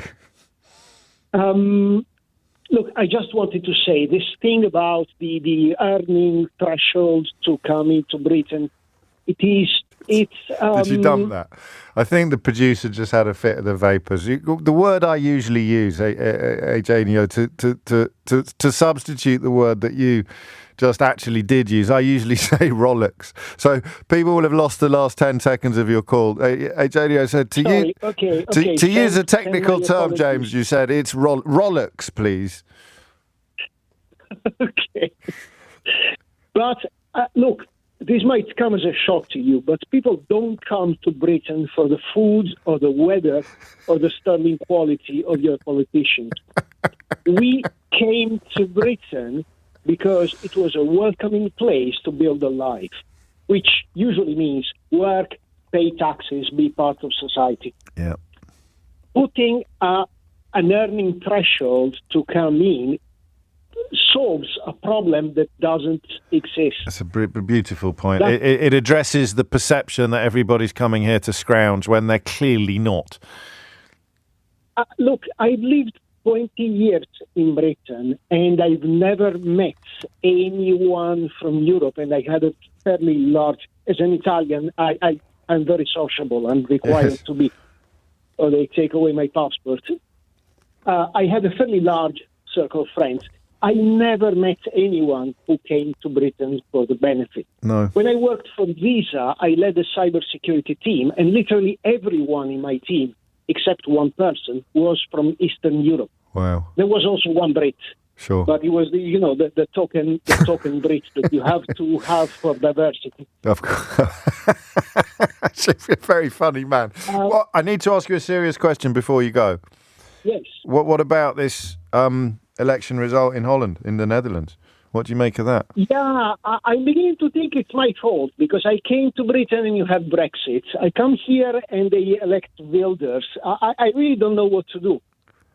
My wife blames me at this point. She says, "You brought me here to the US, or they will re-elect Trump." Yeah. So you're the Jonah. You're the jinx. Don't come back here. Don't come back here. We've got enough problems. Thanks very much, Eugenio. I mean, literally, we've just sold a house in Britain and bought a house here. Now we're going to have to sell this one too. Well, I'm not in any way making light of what's going on in the Netherlands, but I sense that it's a more old-fashioned, it's a more old-fashioned bigotry, perhaps, that Wilders represents, and it's very much directed at Muslims. But of course, it might start with Muslims and then progress to immigration in general. I don't know. Look, we're going to be next. And the only saving grace is he doesn't have the numbers to form a government by himself. And Yeah. as we've seen in Italy with the fascists that won the election. Yes. A coalition government always limits the ability to damage. That's the only saving grace. That is the only, you're right, the only saving grace in an otherwise pretty bleak picture. I hope we'll talk again. I've enjoyed listening to you enormously. Thank you for managing to bring a smile to all of our faces at the end of an otherwise pretty bleak conversation. Grazie mille, Eugenio. It is 12 noon. It is 4 minutes after 12. Would you like to play a little game? Change of pace now, change of content. Would you like to play a little game? There is a very arresting story in the news today about the outgoing, I think she's the outgoing head of Ofcom, describing the state of our youths and particularly their attitude to authority, their attitude to teachers. I shall share some details of it with you shortly. But first, I want to play a little game. I'm going to read you some quotes from public thinkers. And I would like you to tell me which one you think is directly used in today's newspapers. Which one of these is commenting directly on the criticism of children and their discipline and their engagement with teachers that we are reading about today. Here's the first. Young people today have exalted notions because they haven't been humbled by life or learned its necessary limitations. Moreover, their hopeful disposition makes them think themselves equal to great things. And that means having exalted notions. They would rather do noble deeds than useful ones. Their lives are regulated more by moral feeling than by reasoning. They overdo everything. They love too much, hate too much, and the same with everything else. Or this one, the world is passing through troublous times. The young people of today think of nothing but themselves. They have no reverence for parents or old age. They're impatient of all restraint. They talk as if they knew everything, and what passes for wisdom with us is foolishness with them. As for the girls, they are forward, immodest, and unladylike in speech, behaviour, and dress. Oof. Or this one, I see no hope for the future of our people if they are dependent on frivolous youth of today. For certainly all youth are reckless, beyond words. When I was young, we were taught to be discreet and respectful of elders, but the present youth are exceedingly disrespectful and impatient of restraint. I believe what really happens in history is this. The old man is always wrong, and the young people are always wrong about what is wrong with him. The practical form it takes is this, that while the old man may stand by some stupid custom, the young man always attacks it with some theory that turns out to be equally stupid. And finally, the children now love luxury. They show disrespect for elders and they love chatter in place of exercise. Children are tyrants, not servants of the household. They no longer rise when their elders enter the room. They contradict their parents. They chatter before company. They gobble up dainties at the table and they cross their legs and tyrannise over their teachers. That last line there, tyrannise over their teachers, is particularly pertinent. So which Daily Mail columnists do you think I've just been quoting to you there? Just paid the biggest compliment I will ever pay to Daily Mail columnists. The first quote you heard was from Aristotle, who was knocking about in the 4th century BCE, as we say now, died in 322. The second one you heard was from that well-known sage, Peter the Hermit, who was strutting his funky stuff in about 1274, so late 13th century. The third one you heard was Hesiod. As any fool knows, he was operating in about the 8th century BCE. And G.K. Chesterton, a little bit later, he's sort of early 20th century, great religious and moral writer. And finally, probably my favourite, although we have to rely upon Plato for everything that we are told that we think Socrates said, got a lot of time for Socrates, and Socrates was operating a tiny little bit later than Aristotle. So all of those quotes, if you made the language slightly less fanciful, could have been applied to a story today about, well, the head of Ofsted talking about a decline in discipline in schools, although she is describing it in a way that puts quite a lot of the responsibility at the feet of parents. And I want to talk about this. I want you to talk to me about the role that parents are now playing in the respect that children should have for school and for teachers. The lockdown is being cited as a fairly hefty contributor to a growth in hostility between parents and schools.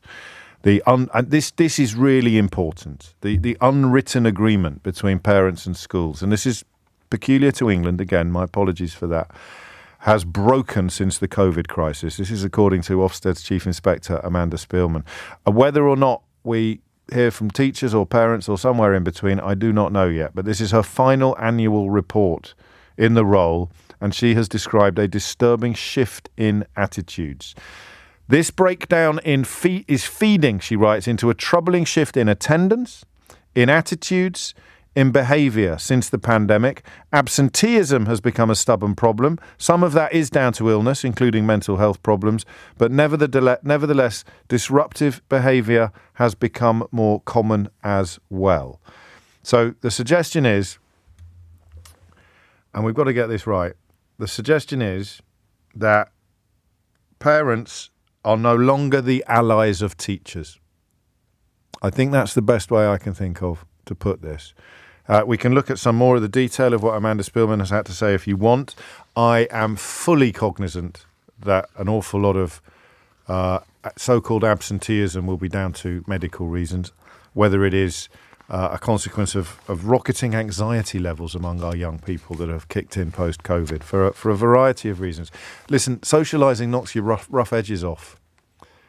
And if it's the formative years, if it's years 9 and 10 and around that area that you missed, whether through lockdown or illness or both, it's a lot of COVID, a lot of long COVID, probably more than we'll ever know, knocking about, and you've missed those formative years, the years in which you learn to be, a bit more sociable, actually. You learn to not take it to heart too much if someone does something that annoys you. You just get your rough edges knocked off. You learn to rub along with people. In fact, to mix my metaphors, you rub along with people a lot better if you've had your rough edges knocked off. Think about it. Yeah? And I don't need to be reminded of that, but because that's not specifically what we're talking about this hour. We're talking about the decline in parents being the allies of children. And listen, I realise how unhelpful it is for me to draw upon my 30 and 40-year-old experiences of this, because they don't bear any resemblance at all to the modern country, the modern environment. And I don't really like talking about my kids in the context of their childhoods anymore, because, when they started secondary school, I stopped because, we'd reached the point in their lives where their mates might hear it or their mates' parents might hear it, and they end up having to account for their dreadful father shooting his mouth off on the radio again. I digress slightly. But there was no question when I was growing up in the 70s and 80s, and I went to private school, but I don't think it was particularly different elsewhere. I never really felt that there was much of a division between parent and teacher. You, in fact, had that Latin phrase that would go back to the kind of era that I was just quoting from, in loco parentis. So teachers would be in loco parentis, in the place of parents. And you handed over, for my generation, thankfully the last to whom this happened, but parents even handed over responsibility for corporal punishment to teachers. God, I had a little bit of a gulp then, actually, just a little bit of a flashback. So, your mum who loved you knew that you were getting beaten by a teacher, and they thought, in my case, partly for sort of reasons of class confusion and thinking that must be the right way to do things because that's what the ruling class have been doing for 100 years. You end up allowing an adult to treat your child in a way you would never treat them yourselves, which is quite bizarre. But there was never a cigarette paper between them until I was 16 or 17, actually, when my dad quite rightly realised that my housemaster at public school was undeserving of either of our respect, let us say, and sided with me completely against him, which was quite a moment, quite a big deal for Dad, actually, given that I've subsequently discovered he couldn't really afford to send me there in the first place. But again, I digress. There was never any question that if a teacher sought a parent's support in doing what they considered to be best for the child, the parent would help. What I'm reading today is an almost complete reversal of that presumption. It's almost a form of the social contract. And I really want to hear from teachers first about what that is like. The idea that you can no longer really rely on a parent's support when you're dealing with a child means that your job is almost impossible, I imagine. You say Adam hasn't done his homework, and Dad says, homework's a waste of time anyway. What do you do next? And that breakdown in discipline must be almost cancerous. It's going to spread into every corner of the classroom. He hasn't done it. Don't have to do my homework. Mum says I don't have to come to school today. Dad says I don't have to. Dad says French is a waste of time, miss. Don't have to do French. I mean, I'm speculating about what this might sound like, but I want you to tell me the reality of it. The idea that there is a picking and choosing going on among parents. Parents are taking a pick and choose approach to school attendance, never mind discipline and the rest of it, because lockdown sort of created, online learning sort of created in the minds of parents as much as teenagers, as much as children, it sort of created the idea that school was optional. You know? And I don't know what the way back from that looks like, but I want to know where it has led us. The relationship between parents and schools has fractured with increased friction, a challenging of school rules and greater hostility. So let's confine it to teachers to start with. And I know a lot of you will still be in the classroom, and I know that you can't hear me, so that was a fairly wasted sentence. But there'll also be plenty of teachers, as we discovered already earlier this week, who are able to ring into the programme. It's practically lunch break anyway. Just give me an example of something that's happening now that you don't think would have happened before lockdown. Let's not even go back into the dim and distant path of my childhood. Let's just look at on these three areas. So and it's not attendance, because that can be confusing. That can bring illness into it, a reason why a child doesn't attend. It's when a child is not attending school because the parent is not compelling them to do so. 0345 60 973. So attendance, but only when it is parent-facilitated absenteeism. Wow, there's a phrase for the ages. Parent-facilitated absenteeism. How do you deal with that as a teacher? 0345 60 973. School rules. I mean, basic discipline. Essentially, children there's no recourse. There's no consequence. A child is not going to do what a teacher says, because if he doesn't, there's nothing the teacher can do about it. How much is that changed? And how much of that is parent facilitated? That's my phrase of the day, parent facilitated. And then the third thing is a greater hostility. So a greater hostility from parents and pupils being directed at you, the teacher. So parent-facilitated absenteeism, parent-facilitated disrespect or disobedience, and hostility from either child or parent towards teacher. How much worse has it got since lockdown? How much worse has it got in the last 3 years? 0345 6060 973.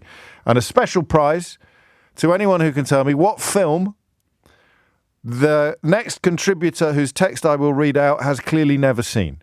So what film has this texter clearly never seen? James, they write, ! It's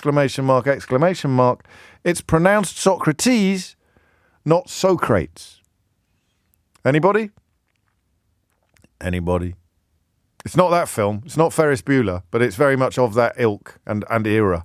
What film has the texter, picking up on my mispronunciation of Socrates as Socrates, clearly never seen? I'll tell you the answer after this, and I'll tell you now, it's in my top 5 films of all time. 21 minutes after 12 is the time, and rather happily, my inbox now, both in the studio and on my phone, is absolutely chock-a-block with both quotes and gifs from Bill and Ted's Excellent Adventure, one of the finest films ever made. Full stop, no questions, no further questions. One of the finest films ever made, in which Socrates is has his name hilariously mispronounced by Bill S. Preston. Bill S. Preston Esquire and Ted Theodore Logan as Socrates. Socrates, it is, I can reassure you, without the shadow of doubt, a most excellent cinematic entertainment. Sorry, Sarah's in Lichfield. Back to the serious subject under discussion, Sarah. Have things changed? I think they definitely have. There's been a decline, particularly in attendance, but that has been, I think, parent-led. And obviously, as you said, lots of students will have been suffering from illness or long COVID, but it isn't the case for all of them. An instance of this would be a 13-year-old boy that I taught last year who was quite regular. So I'm an English teacher, so I tend to teach students 4 times a class. I'll teach them 4 times a week, for 4 hours a week. This particular student, if I was lucky, he would be in once a week, and he was really, really struggling, and he had no, as far as we knew, he had no medical problems. Transpired, the school had chased it up, and parents just weren't sending him. They didn't see any point to it. But so he'd just say, I don't fancy it today, and mum and dad would say, fine. Yeah, and it was in quite a rough part of the city that I was working in, where he would sort of, people would see him out and about, just sort of wandering around the streets, going to McDonald's, doing things with his friends. And it behaviour problems sort of grew out of that, apart from the fact that he was becoming increasingly behind in school. And as a teacher in a secondary school, you are responsible for the progress of every single student. So even though I was only seeing this student maximum 25% of the time I should have been, his lack of progress was being put very firmly on me and on his other teachers, rather than on so the onus so this feeds back into the conversation we were having earlier about why teachers have lost faith with Ofsted, which is also in the news today, because of the constant monitoring and measuring. I mean, I was saying to your researcher, your producer, for me, it's got to the extent, not the sort of behaviour issues and the attitude that's being put on teachers from parents and from students is not sort of a professional contempt. It becomes quite personal. It almost feels like, harassment or bullying.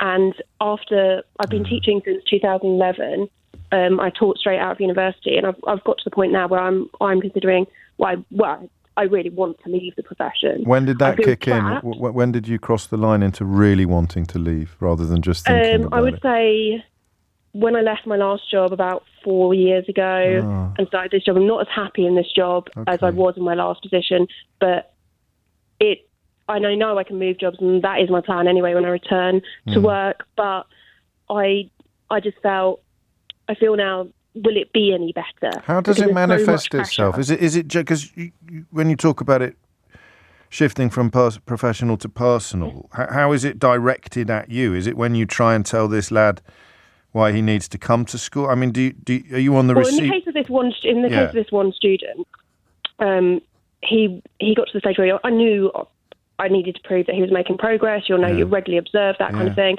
So I was constantly, even though it was quite a high demand sort of class of 25 sort of students, all sort of mixed ability, but to the lower end, I knew that I needed to go over to him, or he wouldn't be doing anything. And not only would he not be doing anything, but he was disturbing other people around him. And had been told repeatedly by this boy to F off, that I'm effing annoying. And then when it ended up with him being removed from the class, and the school has a policy of reconciliation, I really didn't want to reconcile with this particular student because I felt that I'd been treated in a way that was almost subhuman.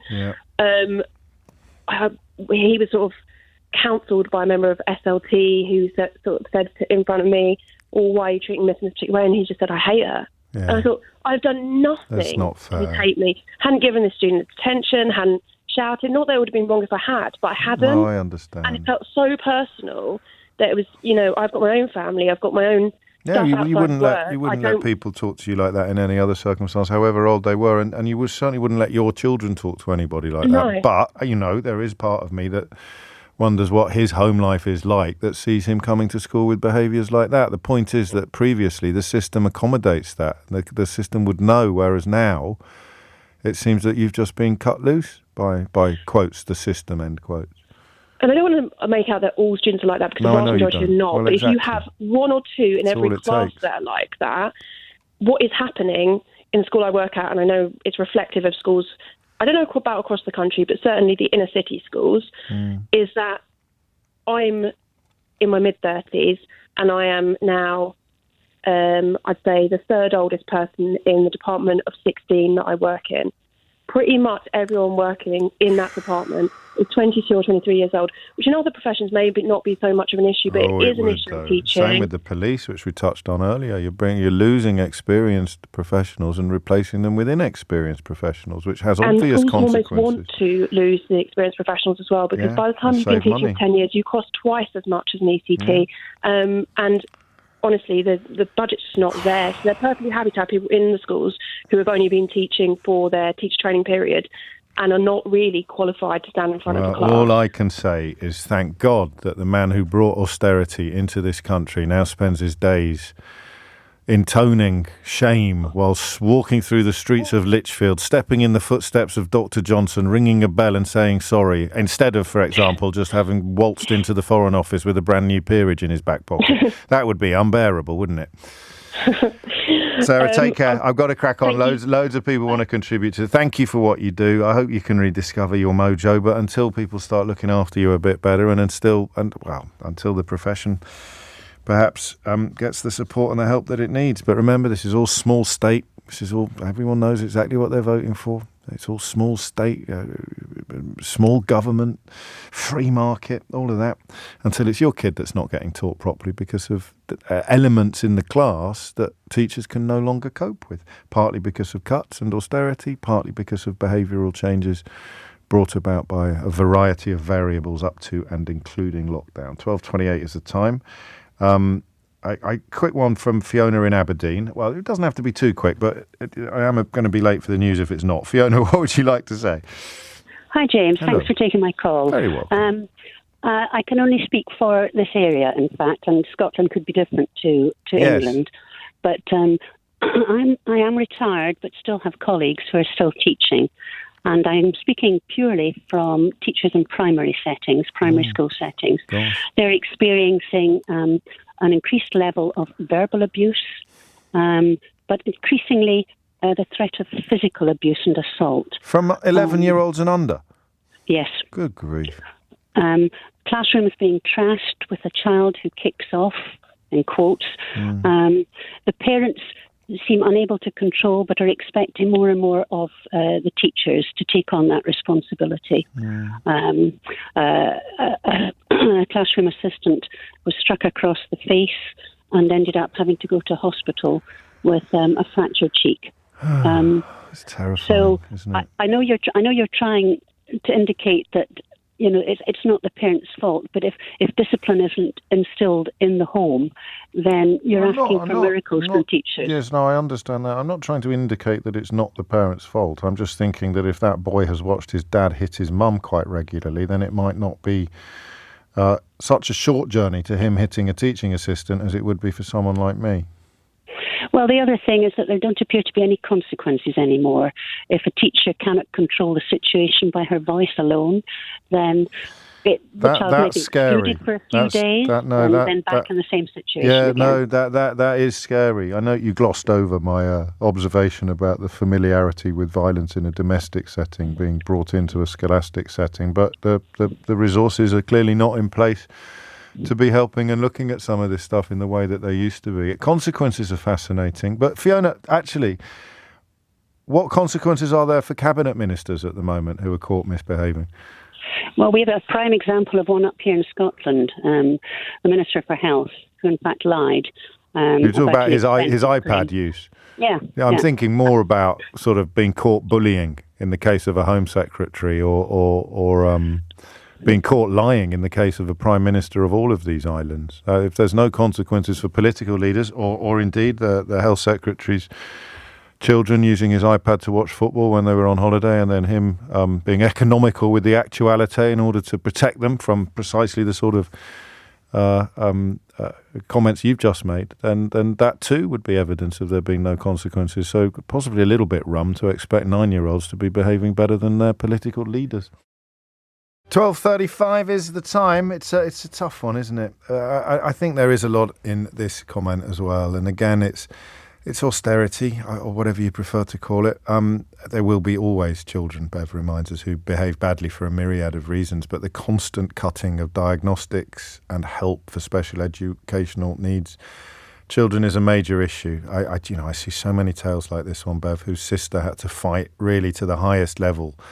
And a lot of parents either lack the will or the skill to mount these fights against bureaucracy to get her son out of mainstream school and into a specialised autism school.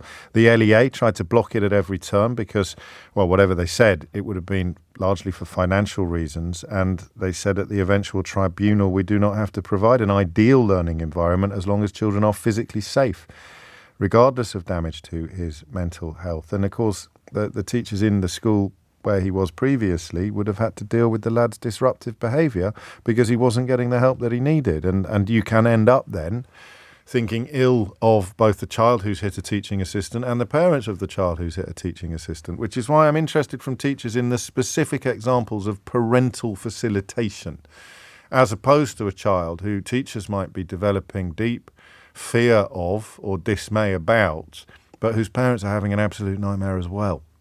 Two very different phenomena in play here.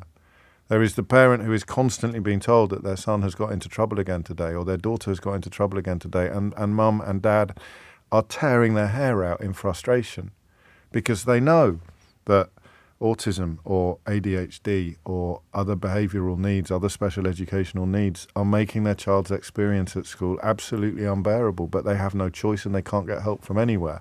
That's that. I want to park that and move instead to situations that teachers know are being facilitated by parents.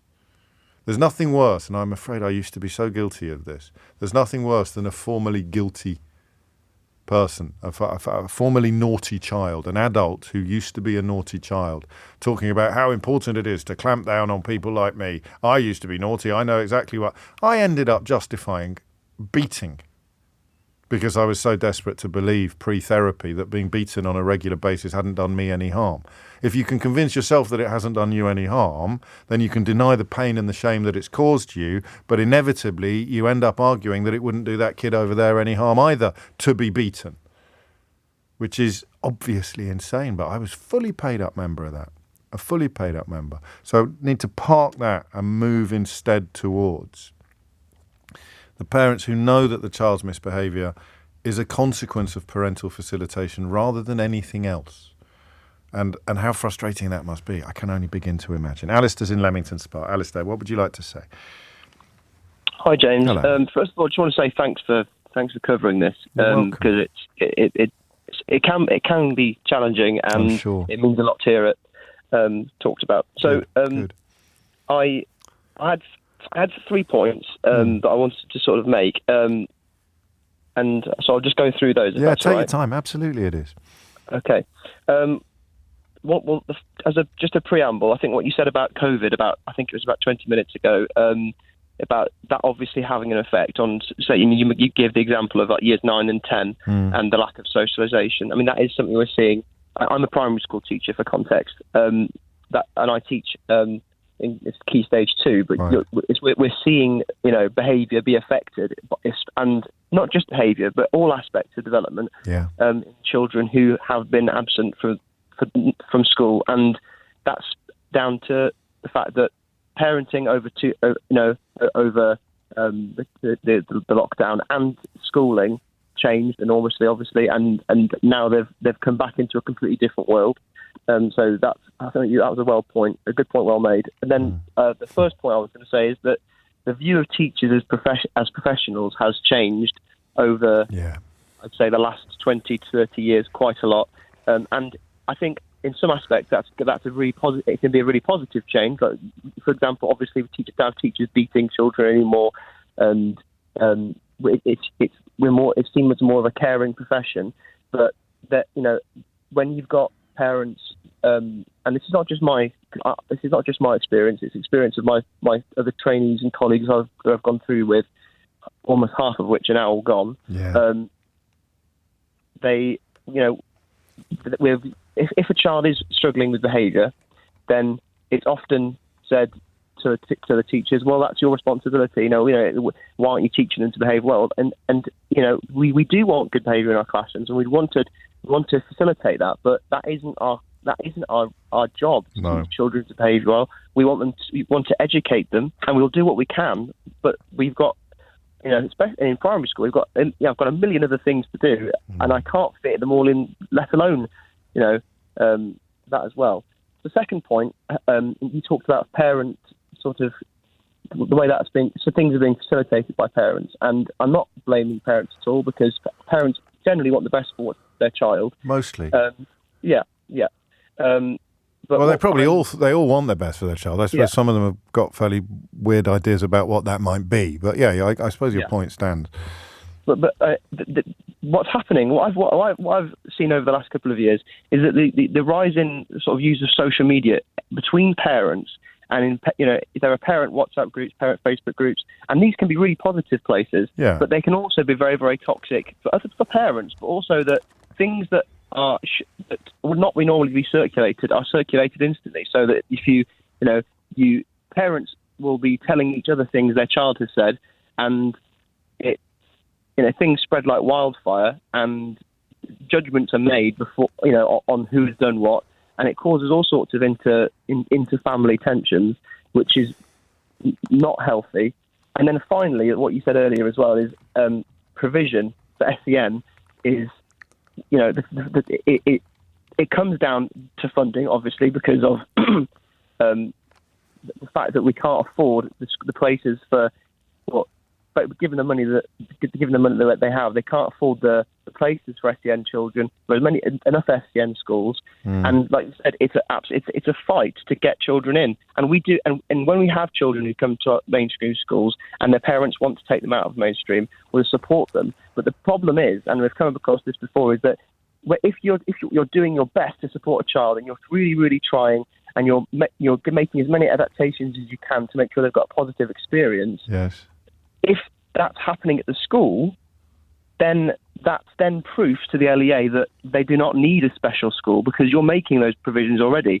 So essentially, they need to fail, they need to be suffering in order for the LEA to actually accept.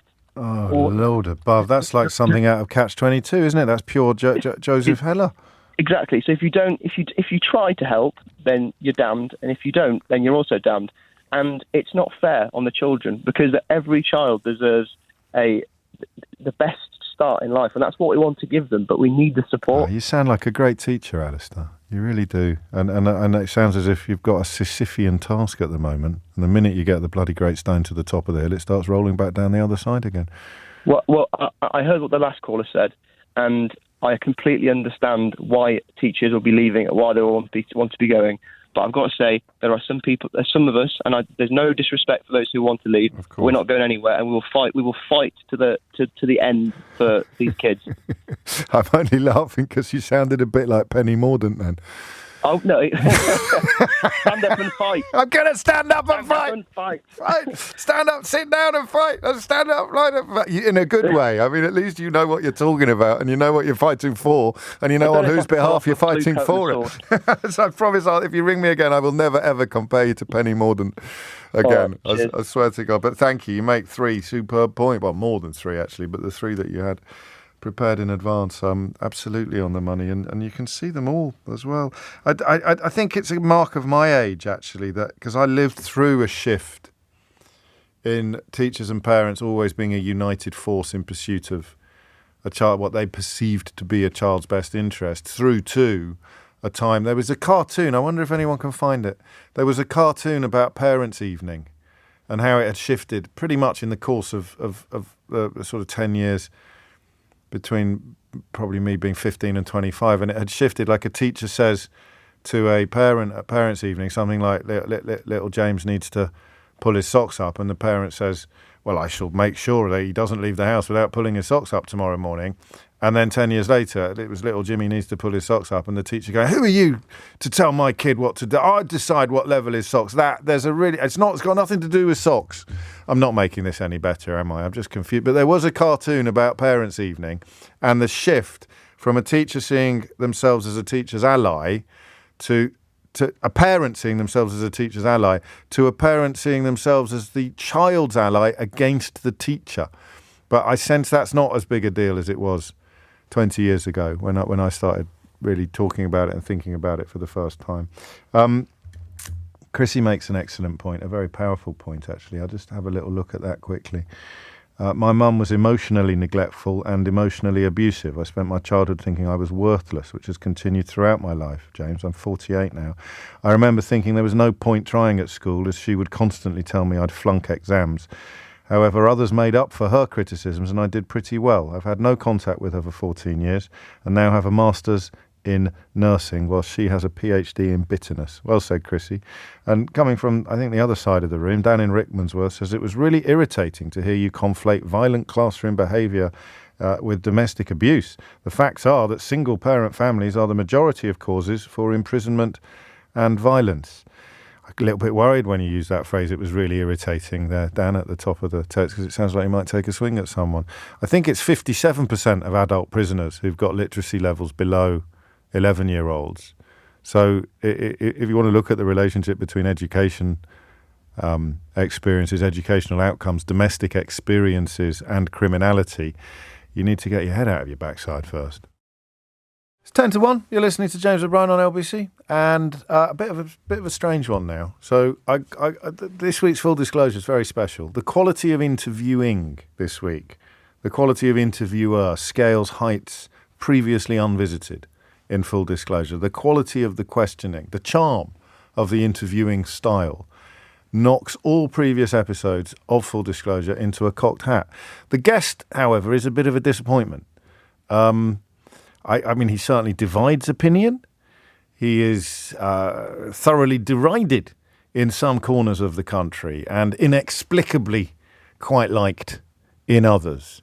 But I will let you judge for yourself about this peculiar episode of Full Disclosure, in which I stress once again that the quality of interviewer was extraordinarily high, while the choice of guest was perhaps regrettable. As we speak, David Cameron is becoming a lord, and he's got a Ukraine trip already under his belt, 3 days in. You called his leadership catastrophic, his campaign a catalogue of missteps and miscalculations. And you quote an economist, Timo Fetzer? Yes. Who links the Brexit vote and the austerity measures. University of Warwick. I saw that you tweeted that the other day, and I saw some people thinking, oh, look at these centrists, oh, they're so shocked by it. But, of course, the reason it's in the book and the reason why you tweeted it is because of the rigour of the research that Fetzer has done here, the quality of the research that he set up. The thing about academic research, unlike newspaper columns, is you really have to show your working, and he's tracked every step of the relationship between austerity hitting and UKIP support rising. And that's fascinating, because no one ever talks about this, least of all David Cameron. But the idea that people voted for Brexit because they had run out of patience with what was happening around them is obvious. What's new in that research, or was new to me, the Financial Times have explored similar territory around the same time, was how clear it was. How clear the relationship was. So Cameron, by bringing in austerity, created an older generation of disillusioned people who felt that they could vote somehow to just reject the status quo. It's not a million miles away from what we've seen in Argentina this week. You're not voting for anything, you're voting just to stop the current stuff. Stop it. Make it stop. It's all awful. And he'd created a lot of the awfulness with austerity and then watched on confused when lots of people voted for change without being able to tell you necessarily what that change was. Everybody, Cummings understood this, and callers to my radio show understood this, some from the point of being in this cohort, in this constituency of people, and some from the point of knowing it because their parents were in it or their friends were in it. They just voted to break the status quo, and leaving the European Union had become, correctly by that point, such a big thing that breaking that bond was so attractive to so many people because of the state of their lives when they were living in that bond, when they were living in that union. Of course, the great tragedy subsequently is that the membership of the European Union had absolutely nothing to do with the state of their lives. And if it did, it was probably a positive force rather than a negative one. But that's all on Cameron, and no one ever touches him with it. So the economist Fetzer basically says that had those welfare cuts not happened, then the country wouldn't have voted Brexit? Yeah. I mean, that's a lot, isn't it, to rest on one specific policy in one specific government? Of course it is. And you know, you can't bet the house on it, but you can remind yourself how small that margin was at the time, what a tiny number of people. And that's not the only thing in the book that talks about a counterfactual or how things could have been. I also throw in the amount of money that Dominic Cummings spent in the final weekend on Facebook adverts, tailored very specifically to tell your Auntie Doris that if she voted Brexit, then she'd be able to have a new hit by Christmas. Almost word for word, actually. Some of those adverts were so specific and so carefully tailored and carefully directed at people that without all of the elements of the ecosystem that I describe in the book, it wouldn't have happened. And that is, under that reading by that academic, that is one of the most compelling pieces of the jigsaw. Star of the newsagent's Emily Maitlis there, interviewing me about my new book, How They Broke Britain, for this week's episode of Full Disclosure. And well, thank you for all the kind words already. And if you haven't read it yet, why not? I want a letter off your mum by the end of break on Monday. All right, 12:54 is the time. Back to, speaking of break on Monday, back to schools becoming pick and choose choices for parents. And I really want to stress that I'm talking about parents who really should and could be doing more to enhance and improve their child's education, rather than parents who are likely to be just as frustrated by the difficulties their child is having as the teachers are. Although I suspect for a teacher it can be pretty hard to tell the difference. Christine's in Crewkerne in Somerset. Christine, what would you like to say? Hello. Yes, Hello. I've been a teacher and head teacher for best part of 35 years. Crikey. And I just wanted to say this, that actually the attendance figures are in decline, not very good at the moment following the COVID lockdowns and so on.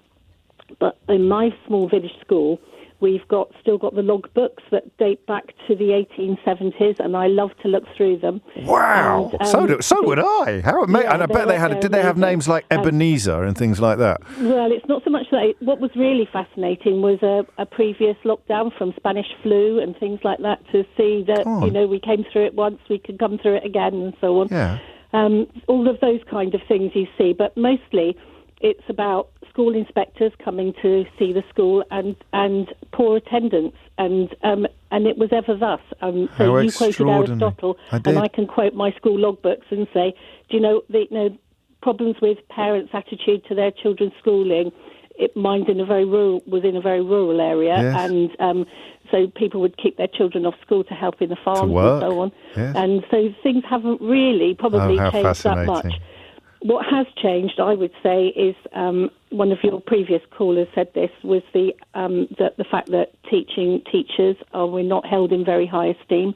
I personally, feel that's our current government doesn't hold the teaching profession in very high esteem, and that has a knock-on effect to the way that parents and then subsequently their children then treat the staff in schools. And not just politics, but the media as well. There's a cycle, isn't there? There's a cycle here where, austerity makes teaching much, much harder. Teachers are forced to take industrial action incredibly reluctantly. Politicians and media then attack teachers and wonder why parents are joining in 10 minutes later. You don't have to. There doesn't have to have even been industrial action of course not. To be knocked by the media, does there? No. Just the lack of austerity really has had an impact on supporting children with special needs. Your last caller summed that up really well. And of course, if we've got a really disruptive child in the school, and you really felt that the best thing to do, for the benefit of the other children, would be an exclusion, you would be penalised by Ofsted for doing that too, because the numbers of people excluded in your school is a black mark against you, not a credit. No, even though it's improving the educational experience of 24 kids. Yeah. At the cost of one, which you feel you've got no choice. Christine, that's absolutely. I'd love to talk to you more, but I haven't got time. Just very briefly, have you made a direct comparison between the Spanish flu aftermath and the COVID aftermath? Yeah, well, I just wanted to say to the people who are sort of feeling jaded already and early in their profession, it's still the best job in the world. Fantastic. And we know that from 1872. I thought I was stretching by bringing Aristotle into the conversation. 12:58 is the time. That's it for today. So there's something to think about there, though. That idea of austerity breaking things and then the people trying to hold it together, getting the blame.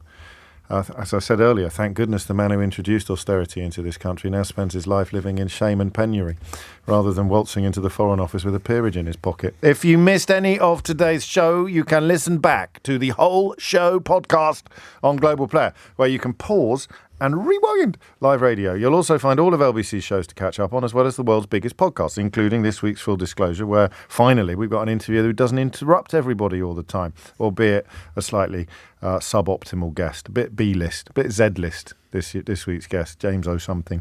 Pause and rewind live radio on Global Player, where you're always in control. Download it for free from your app store, or head to globalplayer.com, or head to globalplayer.com, or head to globalplayer.com, or head to globalplayer.com, or head to globalplayer.com, or head to globalplayer.com, or head to globalplayer.com, or head to globalplayer.com, or head to globalplayer.com, or head to globalplayer.com, or head to globalplayer.com, or head to globalplayer.com, or head to globalplayer.com, or head to globalplayer.com.